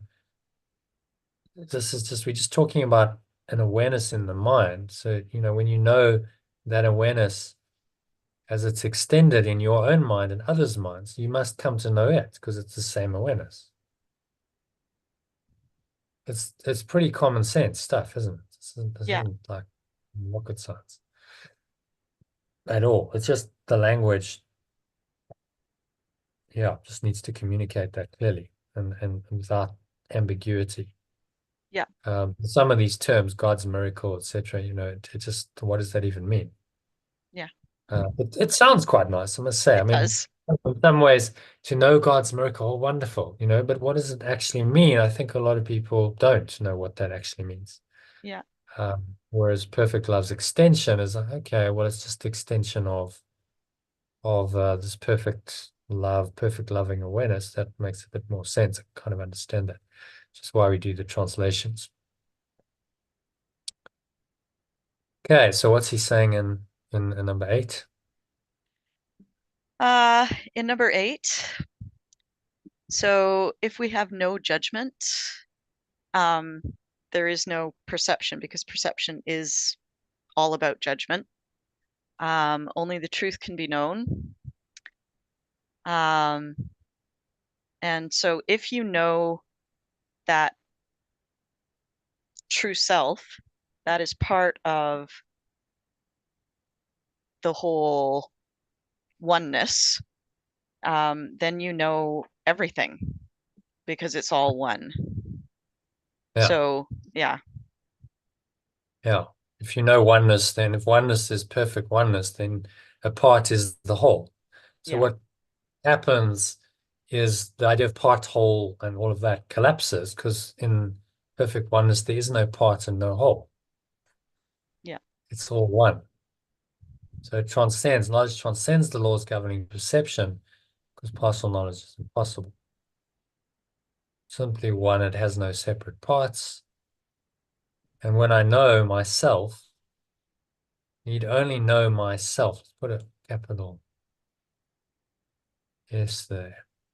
So when we put the capital S, we refer to the true self rather than the self, which is helpful. So I need only know myself, but I can only know my capital self because I can't know the ego, the separate self, because it's not real. It's not possible to know it. Yeah. It's not real. And my knowledge, so know thyself, is the only knowledge that is required. And that's that knowledge. When I truly know who I am, then my knowledge is complete. As many masters and mystics over the centuries have taught us. Know thyself. That's why Temple of Apollo at Delphi, the inscription was know thyself.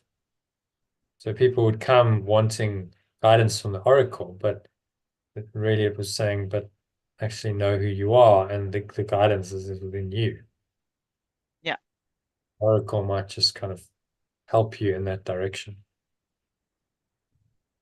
By the way, speaking of the Oracle and Matrix, next Saturday, well, this coming Saturday, are you available in the morning? It would be 10, it would be 12. From 12 your time, we're going to watch the Matrix, and we'll have some commentary on it. So I'll stop at points because it's a brilliant movie, metaphysically. Yeah. I Brilliant. can make it happen. Yeah. Yeah. Okay, so just get the Matrix on your TV. It's not Okay. difficult. Yep. So then what are we going to do rather than trying to show it on a computer, which is small and also they seem to even if you do it on a DVD, Zoom block it. They won't let you do it because Right, they pick right. up you showing a video and then they just they have some algorithm that blocks it. Right. So you can't do it from internet either. Like if you've got it on, I bought the Matrix on Google Play, but as soon as you try and show it on Zoom, it just stops it. Can't. Right. So, yeah, because otherwise people could just do watch parties and show Obviously, yeah. the movie to hundreds of people, and it's like so they figured that one out. So just sort it out on whatever device you want to watch it on. Okay. Good as a nice, big screen TV. Yeah. And then I will just say, okay, we're going to play the scene and then pause it here. And if we all do it simultaneously, then you pause it and then, you watch it on your own device, and then we just have a chat about in between the scenes, which seems to work quite well. So, yeah. So do join, and my wife's going to join us actually. She's Oh, cool. very solid, but she's going to join us and put my son to bed and then join the chat. So that'll be nice. Very nice. Yeah.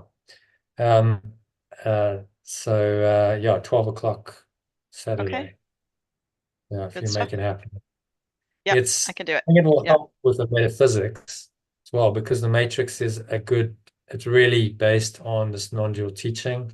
The Wachowski brothers studied Advaita Vedanta, which is the Eastern equivalent of the Course in Miracles, and they put it all into this pretty amazing movie that actually illustrates all of those principles brilliantly. And so if you've seen it before, right? Yes.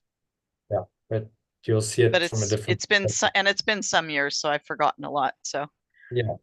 I mean, it's 25 years old, believe it or not, this year. oh my gosh, maybe Yeah, it's been 25 years since I've seen it.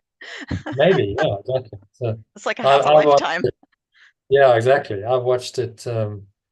I don't know, 20 times, 30 times, but it never fails because there's truth in it. It never fails to inspire me. So Yeah. I don't mind watching it again. And it's just it's probably the best movie to illustrate all of these principles in one movie. There's many others, and if you carry on in the program, we do movie watching every weekend. I say, okay, watch a movie.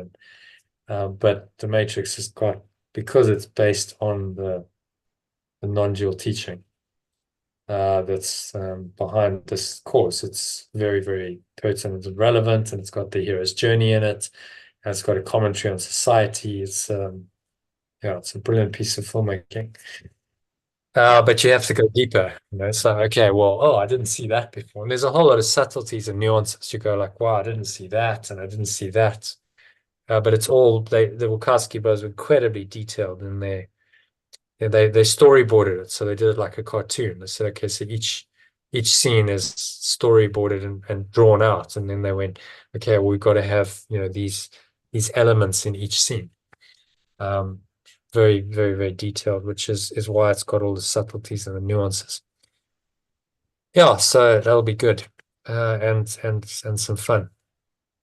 So yeah, give it at least 3 hours, because we're going to stop it and talk in 3 to 4 hours. Saturday afternoon.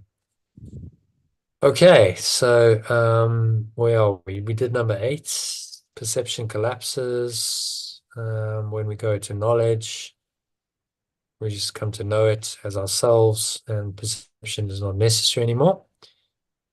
So number 9, forgiveness. Just read this in the original and alternative, because there's some translation to do. Yeah, forgiveness is the healing of the perception of separation. Letting go is the healing of the perception of separation. Correct perception of your brother is necessary because minds have chosen to see themselves as separate. Correct perception of my companion is necessary because minds have chosen to perceive themselves as separate. Spirit knows God completely. Pure formless awareness knows perfect love completely. That is its miraculous power. That is its corrective power. The fact that each one has this power completely is a condition entirely alien to the world. The fact that each one has this power completely is a condition entirely unknown in the situation that governs the world. The world believes that if anyone has everything, there is nothing left. This thought system believes that if anyone has everything, there is nothing left for anyone else. But God's miracles are as total as his thoughts, because they are his thoughts. But perfect love's extensions are as total as its pure formless awareness, because they are its awareness. Yeah. So that again makes more sense. God's miracles as total as thoughts because they are his thoughts. Perfect love's extensions are as total as its pure formless awareness because they are its awareness. They are that awareness. Of course, they are the same. They must be, if that's total and whole and complete, they must be the same as the source that extended them. In fact, there is no difference. The source is the aware. The source is the extension, and the extension is the source. Mm-hmm. So that's the merging. You see the merging of the Father and the Son. In Christianity, they talk about the merging of the Father and the Son, or the source and its extension in our language, happens when you accept it. Okay, I accept that I am one with this awareness, and there is no other awareness. That's the merging. But as long as I think I've got another awareness, then I'm separated from my true awareness. And I remain in a state of separation until I accept that I'm not separate. Mm-hmm. Until I accept that this awareness is my awareness. And so it's so simple. See, this is all that spirituality involves. It's just accepting your fundamental awareness, what is absolutely true and cannot ever be changed. And when you accept it fully, then that's the merging of the Father and the Son, or the extension and the source. And then you wake up in that state. You are completely home, you're awake, you know who you are. And in that state, there's perfect peace, love, and joy. There's no pain and suffering, or sickness or death. And it's so incredibly simple. It's just an awareness that's already there. You just have to accept it. But the simplicity of it belies its difficulty, because the ego is saying to you, no, no, no, no, no. You are the separate awareness. Don't forget it. And the world is set up to try and make you believe that you are the separate awareness. So now you have the task of letting go of all of that false awareness and accepting the truth in the process. That makes sense. Yeah. Excellent. Okay, so I'm happy to move to number 10. This is the last paragraph. Okay. So, Both or? so read until number 5, and then do it in both Do until it in both. 5. Okay. Yeah. As long as perception lasts, prayer has a place. Since perception rests on lack, those who perceive have not totally accepted the at-one-ment and given themselves over to truth. Perception is based on a separated state, so that anyone who perceives at all needs healing. Communion, not prayer, is the natural state of those who know. God and his miracle are inseparable.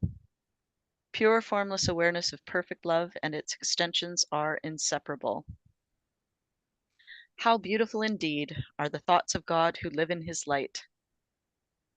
How beautiful indeed are the extensions of perfect love who live in its pure formless awareness.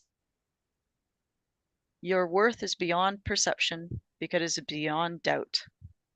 My worth is beyond perception because it is beyond doubt. Do not perceive yourself in different lights. I should not perceive myself with different awareness. Know yourself in the one light where the miracle that is you is perfectly clear. Instead, I choose to know myself in the one pure formless awareness where the extension I am is perfectly clear. And then from the top in the alternative. As long as perception lasts, prayer has a place. Since perception rests on lack, those who perceive have not totally accepted the at-one-ment and given themselves over to the truth. Perception is based on a separated state, so that anyone who perceives at all needs healing. Communion, not prayer, is the natural state of those who know.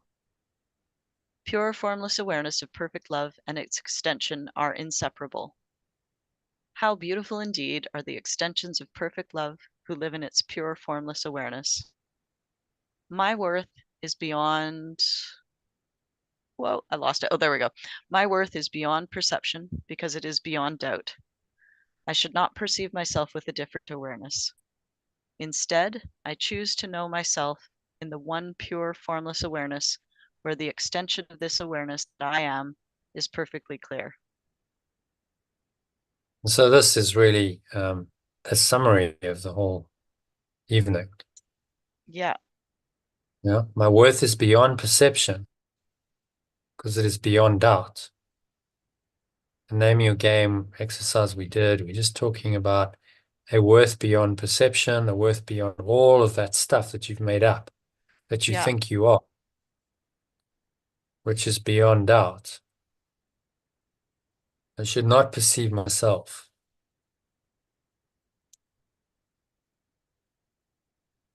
in different lights with a different awareness.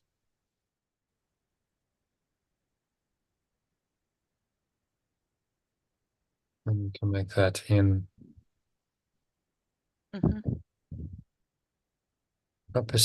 in or with perspectives. I'm going to change that to perspectives.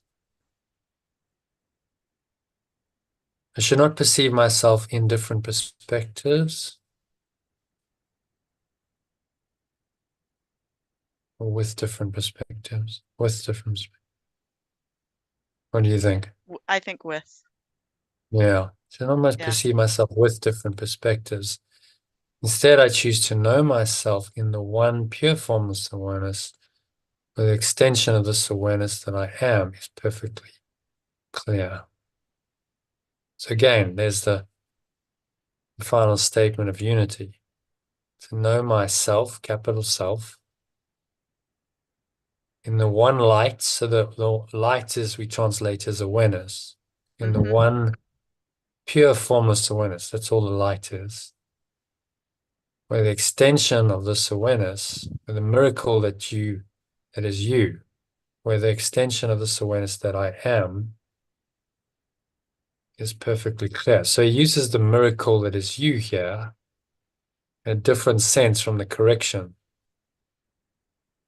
We use miracles translate correction. The miracle that is you is actually speaking now to your fundamental being as the extension of this awareness. Yeah. And that becomes perfectly clear when you're in this awareness. So now it talks about that experience. I've had others, but that one was probably the most profound.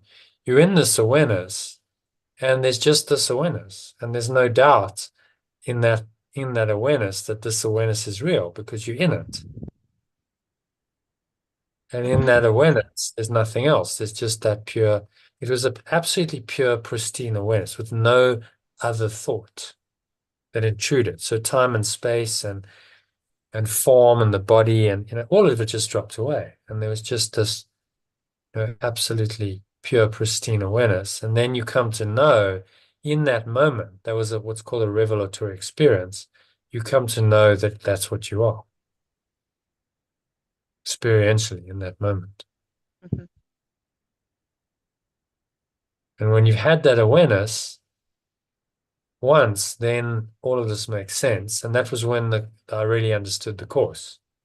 Because as he says in this one, it's about an experience, not the theology. Before I had that experience, I had the theory, I could talk this, and I'd studied it a lot, but I was missing an experience of that transcendent awareness.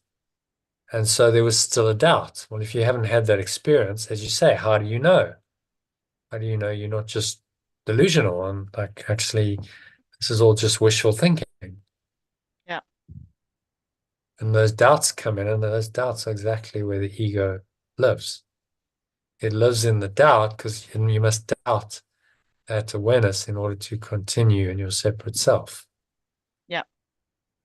That's what's going on. But once you and I had to persist a lot. I mean, this was many years of spiritual practice, and then I did 9 days of meditation for 12 hours a day. So it was a lot of work to get myself into the Yeah. state to experience that. Yeah. Was it worth it? Yeah, absolutely. I'm like, wow. Yeah. I do it because that experience changed everything. And then very soon, immediately afterwards, it was like a massive download. It was like everything just downloaded, and I just kind of got it. Yeah. On a deeper level than I'd ever got. It was like the whole course downloaded. Because I'd had the experience, then I came back into time and space, as is demonstrated here. I'd gone here into this awareness briefly for wasn't very long, but I have no idea how long it was because there was no sense of time. It wasn't hours because I know there was a bell, and it was maybe 10 minutes, maybe 15 minutes, maybe 5 minutes, maybe 30 seconds. I don't know. Yeah. Because just, there's no sense of time.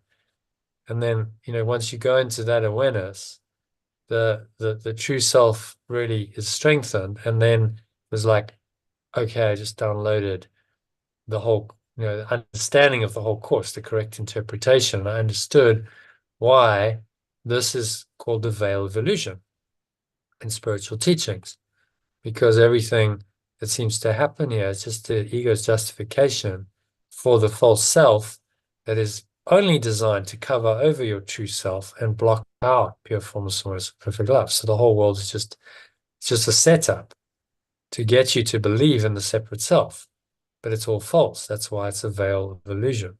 And all this is just kind of downloading. I'm going, and I was so emotional that I cried because it's like, how can I have done this? I realized that I had done this. No one else was responsible. I had invented this crazy, insane world, and all of the, really negative thoughts and emotions that go along with it, just to cover over this awareness that I just experienced. That was the only point of inventing this world. That's why it's called the veil of illusion. The world is just the veil that covers over this awareness. Okay, I get it. That's what's called the veil. Okay. And it was devastating to think that I'd actually done this. See, this is then you dealing with the fundamental guilt. We think we've actually done this, and because we've destroyed what is pure and holy, and anything of any value lies here. We've destroyed it.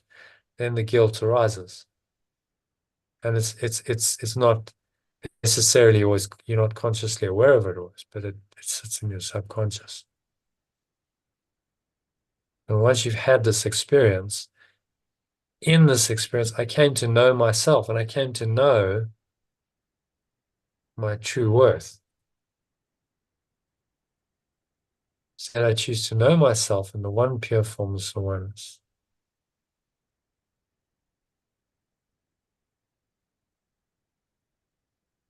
And that speaks directly to the theme of today, which is discovering the ego's game and going beyond these different perspectives into the perspective of the one self. That makes sense. Yep. So it's all bound up, your self-worth, who you are, with this, the metaphysics of it, and then the practice of it. What I've found with the course is that it's the only teaching that really explains this, all of it, that has a complete picture from the beginning of time, the Big Bang, and explains why it happened. It doesn't just content itself with how. That's less meaningful. It's the why it happened.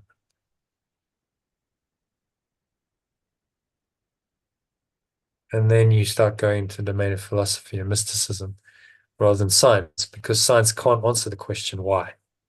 It's not a scientific question, it's a philosophical question, which makes the ego very nervous. If you're a scientist and your domain of expertise is in science, you can see why they stay there. Because if they accept that, okay, I don't actually know. I mean, I listened to this talk and you stick around in the program, I share it later on in the year. This guy from Cambridge, quantum physicist, very bright, and he's giving this talk in Cambridge, and he says one interesting thing that I found fascinating. The rest is like, okay, talking about quantum mechanics and the current state of science, the standard model, and all this stuff. And if you're a science teacher, you'll kind of know what I'm talking about. But he sort of towards the end of his talk, he says, well, at time, t equals 0. Okay, in other words, no time. That's a timeless state, that's eternal. Time t equals 0 means no time, it's eternal. We actually have no idea what happened. There's no, all of our models break down. Yeah. Put that in one sentence. And then he didn't pause and he just carried on. Oh, well, but back into the dream world, let's talk about our standard model and what we want to try and achieve. So hang on, you just stumbled over the truth, as Winston Churchill said, very profound. He said most men stumble over the truth from time to time, but they pick themselves up and hurry off as if nothing had ever happened. That's exactly what he did. Hang on, you just hit a major, like, we don't know anything at that point. Time t equals 0. Maybe if I paused there and considered that, I might find an answer there that I've been seeking my whole life. But instead, he went, no, we just go straight back into the illusion, assuming that time has happened, time and space are real, and we just accept that assumption as real, and then we go and we try and explain how it all happened. We're now trying to get a better model, but just ignored that massive truth that he stumbled over, which, if he'd gone into that, would have made him a philosopher and ultimately a mystic rather than a scientist. His ego couldn't handle that. So people say, well, scientists are objective. No, they're not, because they have their own egos and they're interpreting everything from the perspective of a self that is identified with that. And so it's not objective. And quantum mechanics even says that. There's no reality in the absence of observation, is the Copenhagen interpretation of quantum mechanics. So there is an observer always in every experiment. You can't get around the observer. It's not possible because there is no reality in the absence of that observer, i.e., the reality lies in the observer's mind. That's what they're really saying, which is the same truth that all these mystics have been teaching us for thousands of years. Okay, it's all in your mind. You're dreaming. Same, not quite as overtly, and it is an interpretation. There's other interpretations of quantum mechanics, as you're probably aware, but it is the most accepted interpretation, the one that makes the most sense to me and to others. So actually, science and religion merge. They're saying the same thing, ultimately, which is this convergence that's happened over hundreds of years. It's a point where they actually, at the core of it, they actually agree. But you have to be willing to look beyond, the normal interpretation of science, and certainly beyond the Newtonian paradigm. You never find it in Newtonian physics. In quantum mechanics and the theory of relativity have come along and said, well, actually, Newtonian physics is actually not true. That's been disproved. It kind of works as a construct, and most of our mechanical sciences and engineering and stuff are built on it, but it's not ultimately true.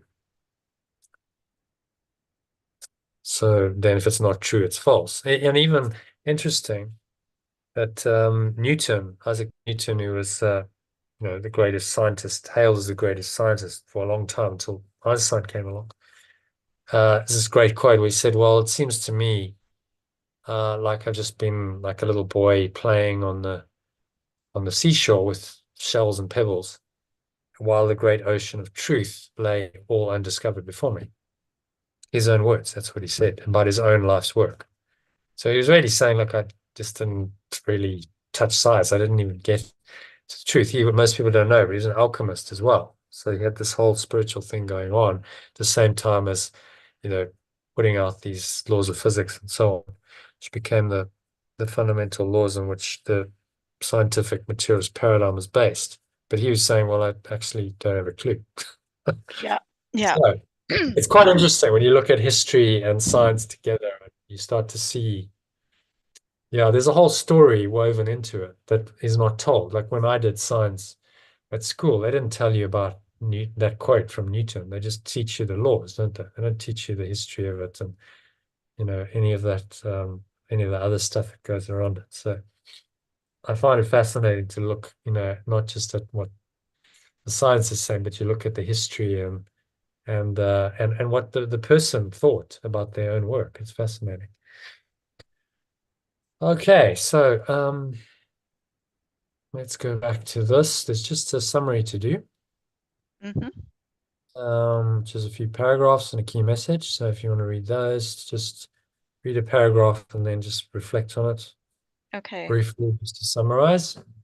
My current abilities are mere shadows of my true strength, obscured by perception which only emerged after the separation. The perception, which is inherently judgmental, has left me unsure of everything. The awakening, facilitated by the union of my awareness with my source, signifies a return to knowledge. Since the separation, the concepts of extending and making have been confused, with making stemming from a sense of lack and implying a belief in separation. This belief has led to various unaware and limited thought systems. Okay. So whatever Yep. abilities that I seem to have are mere shadows of what I have in the pure formless awareness of perfect love and being one of its extensions. But I can't see that because my perception has been obscured. And so the belief that, we are separate, the concepts of extending, which would be Creating. Let's just say creating, okay, Mm. and making have been confused. Yeah, I don't understand that. Okay. Well, maybe extending might be a better concept of extending and making. So I extend So, the truth, I extend yeah, awareness.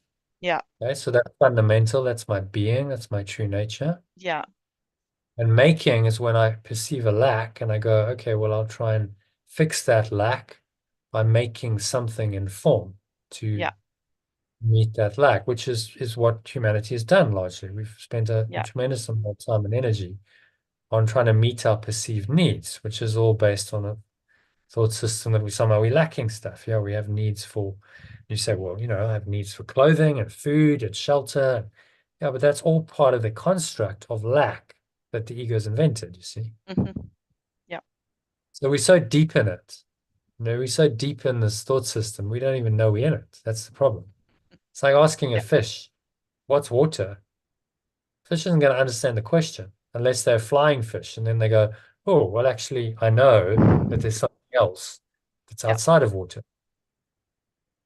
Same thing. Like we're just so in it that we don't even know there's something else yeah, until you start to awaken and you have, various inner experiences that say, okay, there's something more than the matrix, the water that I think I'm swimming in.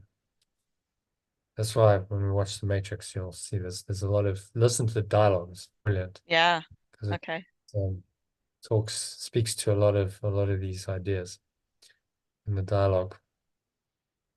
Okay, so this belief hasn't really helped me. It's led to various unaware and limited thought systems. Does that make some more sense the way I've explained yeah, it? yeah, Yeah. okay. Okay. My Number profound 2, confusion between my true self and my separate self hinders my ability to try anything. Knowledge is stable, but my perception is not, demonstrating that I am only stable when I am aligned with perfect love's extension of me. Questioning my being implies a mistaken belief that I can define myself, overlooking that true knowledge is not perception based and does not involve changing images or interpretations. So I'm very confused because I have a true self, but I have a separate self, and my separate self doesn't allow me to know things. Knowledge is stable, but my perception is not. So this leads to questioning and a belief that I can define myself. But true knowledge overrides all of that, and it doesn't change, and it is not open to interpretation. Yeah. It's the great ocean of truth, as Isaac Newton said. It's it's Yeah. beyond models and interpretation and questioning and theories and all of that stuff. It just is. Yeah. And we're called to go there, and quite humble of him to say at the end of his life, look, although I've been acclaimed as the greatest scientist, and actually myself, I know that I've barely touched science. I've been playing in time and space, in form, and not really being aware of this great ocean of truth that lay beyond it. So yeah, it's a very humble attitude. You could all do well to. It's like we've just been playing around in form. We don't really know who we are. So that awareness that I don't know, but that I know that I don't know, and I want to know, is all that's required, you see. I Yeah. know that I don't currently know, but I want to know. That's the willingness that's required to do this course. I want to know the truth, although I don't know it fully now. I want to know, to get to a place beyond images and interpretations and all the stuff that just makes me feel uncertain and causes pain and suffering. I want to go beyond that. Yeah. Which is why everyone ultimately is doing the course. You don't do it because I want to know metaphysically the abstract truth. It's like, no, what will this actually do for me? Well, Yeah. maybe some people do if you're highly intellectual. There's probably an aspect of that in my search, but no, I just want to know the truth. But actually what you're really searching for is peace. You want to be peaceful and happy right now. Okay, next one. Prayer as a means of Okay. asking. Prayer as a means of asking becomes meaningful only when it serves as a request for letting go, recognizing what I already possess. In the realm of perception, I have distanced myself from the knowledge that I am an extension of perfect love, which is my true function and being. My beliefs about my origin have led me to believe in selectivity and judgment, contrasting with the truth that can only be known, which shows the impossibility of partial knowledge. So prayer, the typical meaning of prayer is meaningless. It's only meaningful when it serves to as a request for letting go, as a request for knowledge that I am part of this oneness. In this realm of perception, I am distant from the oneness. And I don't know that I am an extension of perfect love. My false beliefs about my origin. Yeah, so I'm dealing in selectivity, judgment. I'm weighing and thinking about things a lot, and coming to some sort of conclusion, which means who knows what. But the truth can only be known. So it's like about thinking and judgment, it's just known. And that, that selectivity and judgment accounts for most of 99% of your mental activity. Oh, Your yeah. thoughts, your emotions. I'm constantly selecting, evaluating, judging, and that disturbs my peace. I'm not happy and peaceful when I'm doing that. Yeah.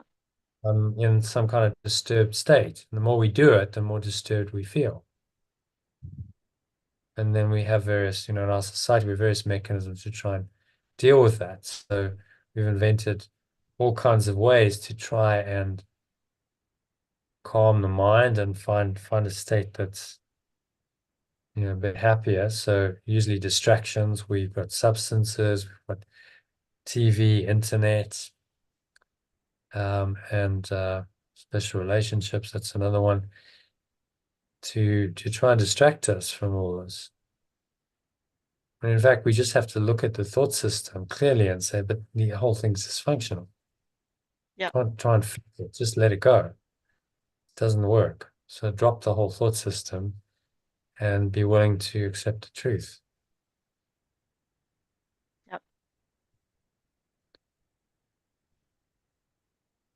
And that's, that's what beckons us in knowledge. It's the ultimate simplicity.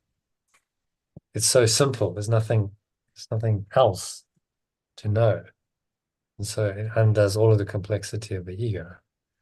And a part of us yearns for that. So yeah, I just want to be in that beautiful, happy, peaceful state, and there's nothing else. That's all. That's all I want. Yeah. And that desire is all you need to do this course. Just that willingness, little willingness, Yeshua calls it, to do the course and listen to his guidance. Okay. Yeah. So last paragraph, and then just a key message. Letting go heals the perception of separation, and correct perception of my companions is essential because the chosen belief because of the chosen belief in separateness. Despite the world's belief system, which sees completeness as a zero-sum game, the extensions of perfect love are as total as its awareness. As long as perception exists, there's a need for prayer, but true communion surpasses this, embodying the inseparability of perfect love and its extensions. My worth lies far beyond perception, rooted in the undeniable certainty of eternally being in the state of pure formless awareness. I recognize that my perception, which has been clouded since the separation, obscures my true strength and connection with pure formless awareness of perfect love. Through letting go and correcting my perception, I reclaim my true identity as an extension of love and move beyond perception to accept my inherent worth and unity with my source and all its extensions. Okay, so overall, it's kind of a key message. If you can boil it down to. Yeah. So I know that what I see, what I have seen, it doesn't let me see my true being, my true self, my true connection with this pure formless awareness. By letting go, I can move beyond this perception and can have true knowledge of my true self and accept the unity with the source and everyone else who is part of the source. Yeah. When I collapse perception, really what he's saying here. Yeah. I can move beyond perception, which is mind-blowing to the ego. It's like, hang on, but perception is reality. Saying no, perception is not reality. Perception is false reality. Yeah. It's in fact the denial. Perception is the result of the denial of true reality, which is knowledge. So I must deny perception ultimately, transcend perception. I must do that by correcting my perception to start with. So, he's not saying you can just get out of perception straight away. You've got to correct it first.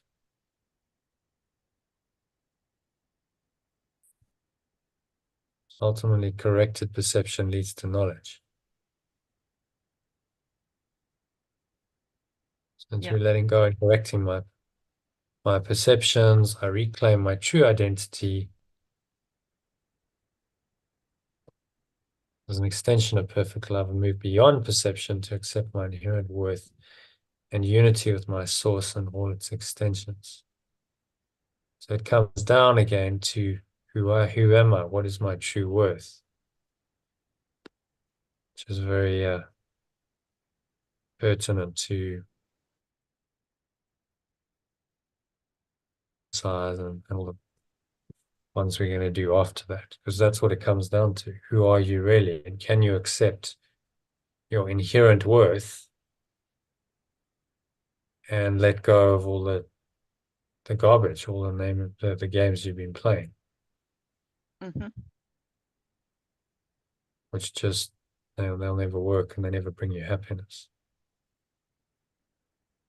So that's what we're going to explore over the next 3 weeks.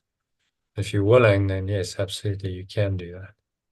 So I'd recommend to follow up after the session. It's still relatively early in the day. What are you? It's now 4:15. mid-afternoon. Yeah. No, 4:15. So you've still got some time. Yeah. To do the exercise 5 in your course manual, and you could also have a go at exercise 6 if you're feeling inspired and actually do that drawing. Okay. And come to you can get to the awareness of that game. What is your single, what is the identity behind the games you play? That's what it's about. If you can get to that, that's massive. Yeah. Because then you can really see what the problem is. The only problem you really have is that core belief.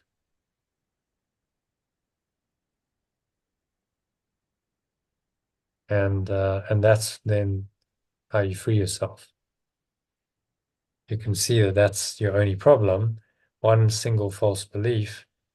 You can then let go of that and free your mind. Yeah.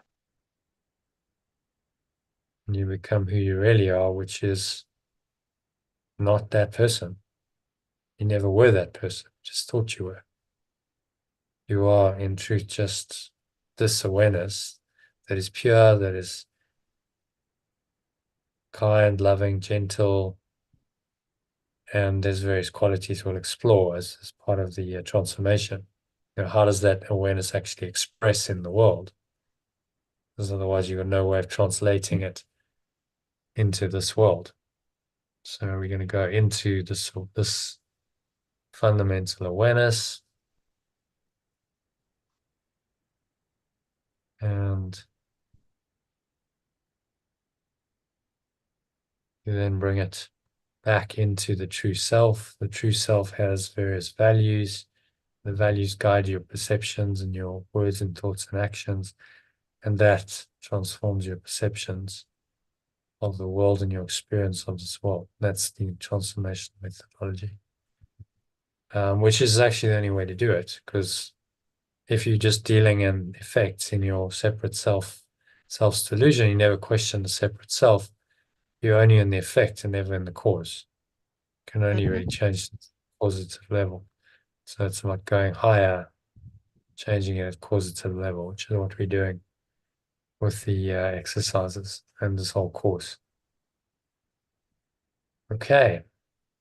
So any other thoughts, comments, or questions? Karen? Well, I think it was really quite quite pertinent to my um the ego's game there with the insecurity and the worry and the anxious and the stubborn Yeah. and all of that. Yeah. What came So I up? think it was You see, very relevant. you see it, and then you're like, okay, well, I can work with this. If I can identify it and know what it is, that's Yeah. huge. It's massive, because I can then address it. The ego likes you to continue on in confusion. You don't really know. You never really identify these things. You never name them. So how can you address them? And Yeah. so although it's not an easy exercise, it's essential if you're going to awaken from your addiction to the ego and the world, because that's essentially, this is just the same. It's a more general version of the 12-step recovery program. So we're addicted to the world. You're addicted to the world. That's the problem. You're addicted to the false self and to the world, and now you got to be cured of that addiction. And it starts with the awareness, the acknowledgement. Yeah, okay, I have a problem. I'm addicted to the world. I have a separate self that's actually not who I really am, and this is its game. This is what it does. This is the game it plays, and it's been doing it my whole life, and I can't really blame anyone else because it's my own game that I've been playing. You do that, that's the start of transformation. When you are willing to do that, which you are, and you're still here 6 hours later or whatever. I feel so Um, bad. Oh my God. It's a long day no, for you. don't feel so bad. Don't feel so Okay. bad, because this is what the course is about. The Yeah. fact that you're the only person here is, well, good on you. That Yeah. you're the only person who's stayed until the end and has got the benefit. But I'll do it for whoever shows up, because it's just the truth wanting to come through Yeah. and awaken, whether it's one mind or 10 minds or hundreds of minds. It doesn't matter. It's the same. It's the same truth. It's the same message, which, as you can probably tell, I'm deeply committed to. It's like, well, it's the only way. There's no other way. Yeah. You're ever going to find peace and love and happiness, and ultimately free yourself from this, really what is a shit show of the ego. It's just it's that when you compare it to that pristine, pure awareness that I've experienced, it's like, what? I chose this instead of that. Was I insane? Yeah, Yeah. you were insane. That's the whole point. It was just a very bad choice and a mistake, and it can be corrected. That's the only message. That's when they talk about Jesus' message of salvation, that's the only message he had. You can correct your errors. You don't have to keep making the same mistakes over and over again and suffering and dying. You can actually change your mind. That was all he was saying. Yeah. So follow me and change your mind as I changed my mind. And yeah, you can transcend this whole illusory construct of a world where all this pretty dreadful stuff seems to happen forever. And while you're here, you can be quite happy and peaceful. Okay, I'm Yeah. signing up for that. Thank you. I'll go for that. I'll take my chances with that rather than the ego, because the ego has failed me. It's failed everyone, and there's no hope in it ultimately. If you trust, if you put your hope and trust in something that's going to fail you, can only be depressed eventually. So I think, yeah, there's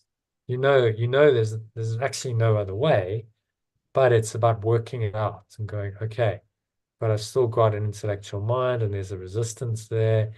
And so the process you go through will break that down. That's the point. In the process, you start to awaken. So you've got to be willing to go through the process, which you evidently are, because you showed up and, 6 hours later, you're still here. So all I can say is well done. It's good, really great effort. Well done. I thought you did the name of your game really well. You were very, empathetic towards Elaine. So thank you for that. And just keep on. Will Keep do. on, as you Yep. are doing what you can do for the next 3 weeks. Yeah. So And are definitely the regular meetings now at 5 a.m. my time? Is that correct? I'm gonna just switch it between the two. So Okay, some so I should just like keep looking and seeing. yeah, Yeah. Yep, sometimes it'll cool. be 5. It just depends on my Yep, schedule and other right. Cool, cool. sometimes Yeah. it'll be 5 and sometimes it'll be um sometimes it'll be at 10 a.m. or 11 a.m. So just Yep. check the I'll just check it. messages.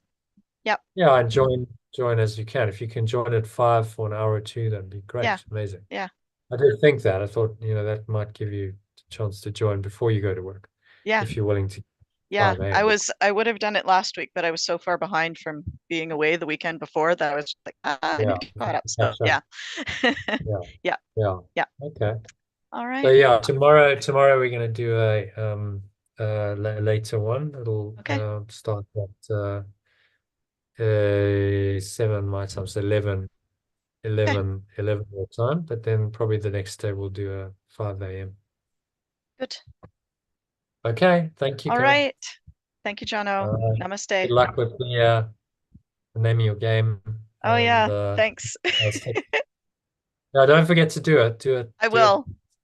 because it's all fresh and see if you can get to that nugget. The nugget you want is, what is my core belief about myself that Yeah. has caused me to behave in this way and have all these dysfunctions? That's what Yeah. you want to get to. You don't Yeah.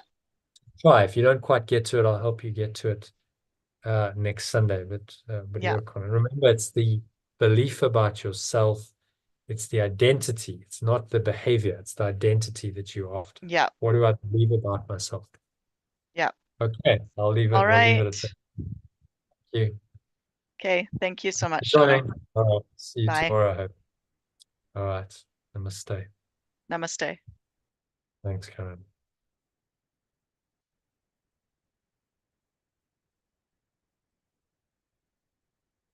All right. So that's a wrap for today. Thank you to Elaine and Karen. Karen, especially for staying till the end.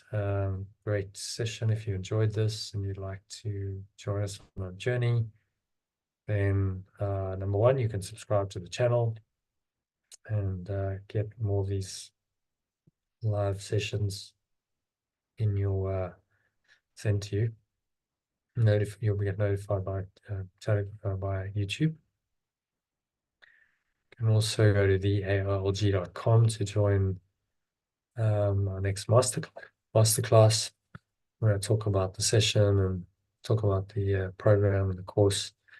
How you can join both and use them to transform your mind and your life. And finally, you go to lifebuild.com to get a Telegram message sent to you with the daily quotes, the daily lesson from the workbook, and I always send out a mini meditation, breath break as I call it. So just yeah, sign up to those and go for it. So I hope to catch you on the inside soon. And namaste to you too, which means the true self in me acknowledges and honors that same true self in you. Peace.